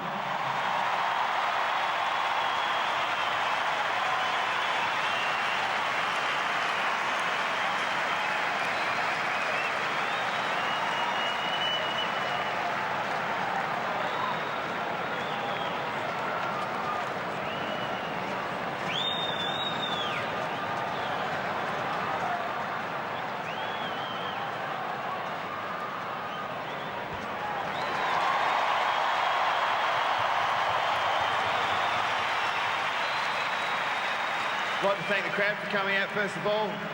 I think both Collingwood and Essendon are proud to represent the AFL on this day. To be back on the MCG as well this year, I suppose, added something extra to it. Obviously, we can't forget why we're here on this day, and it's great that we can get 90,000 people in an arena for a football match to celebrate the Anzac spirit and the reason that we have the quality of life that we live today. So that's why we have the minute of silence at the beginning, and that's why the day is here. So I'd like to thank them, and looking forward to the next opportunity next year. Nathan Buckley, captain of the Collingwood Football Club. Fellas, congratulations. Again, commiserations to Essendon. Ladies and gentlemen, that completes our presentation here on this wonderful day at the MCG, Anzac Day 2006. Very well spoken by Nathan Buckley, as we've come to expect from him. He has been a wonderful ambassador. Essendon Footy Club, brave as they were, have got 5 days to get up for their next match against Hawthorn, who are coming off the back of a 9-day spell, so it doesn't get any easier for them, that's for sure. But a very worthy Anzac Day medalist, gentlemen, I would have thought. Ben Johnson had a very, very good afternoon. Yeah, you make mention a lot of the time about stats are irrelevant a lot of the time. They're not in this case. 30 possessions, 10 marks, 14 handball receives. But what he does is he hit the target that many times today. Well, the man himself is down with a golden smile, Tony Jones. Yeah, well, I tell you what, it's been overshadowed here because not only by the Anzac Trophy, but by the smile of Ben Johnson. I think you might have a new nickname too. Yeah, Craig it is now. Well, congratulations, because I mean, I know at the end of the day it was another game and an important one to win, but to actually walk away with one of the most treasured individual awards in football now must be terrific. Yeah, I was wrapped. I thought Dig was going to get in the end, so when they said Craig Johnson, I was a bit surprised. Yeah, soccer player, wasn't he? But what about when we spoke to you before the game and we showed at the very start of our coverage, you mentioned that you were okay until you got to the ground, and then you started getting nervous when you saw all the people and everything. Yeah, well, in the end it was just a normal game, but when you run out and with a stadium the way it is now, it was just massive. Well done, Ben. It was fantastic, mate. Liverpool in the FA Cup final, Gareth, so Craig Johnson obviously front of mind. Put one into the net in the FA Cup, didn't he? Brings him back a bit, but yeah. Craig's been flattered by the comparison. That was a terrific performance by Collingwood. I mean, they fell off the pace a few times, slow start. Slow start, but it was not at their call, but it wasn't as if they were getting blown out of the water. They weren't taking the ball into the forward line the way they wanted to, and it wasn't Essendon's pressure that was forcing them into that. That was just decision-making. So if they rectify that, they're a massive chance to come on. So what about the Magpies? Are they for real, do we think?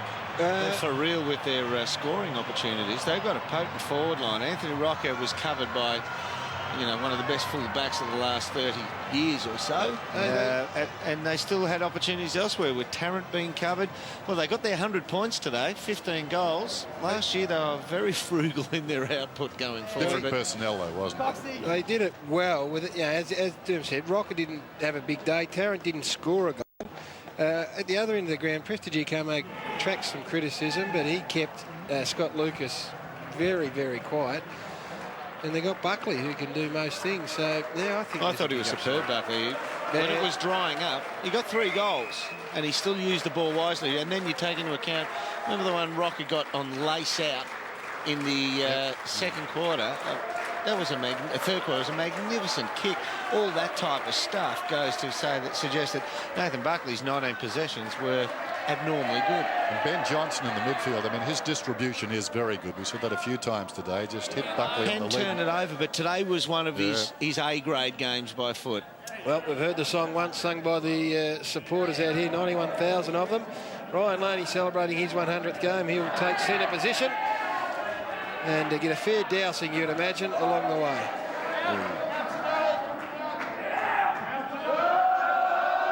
Here we go.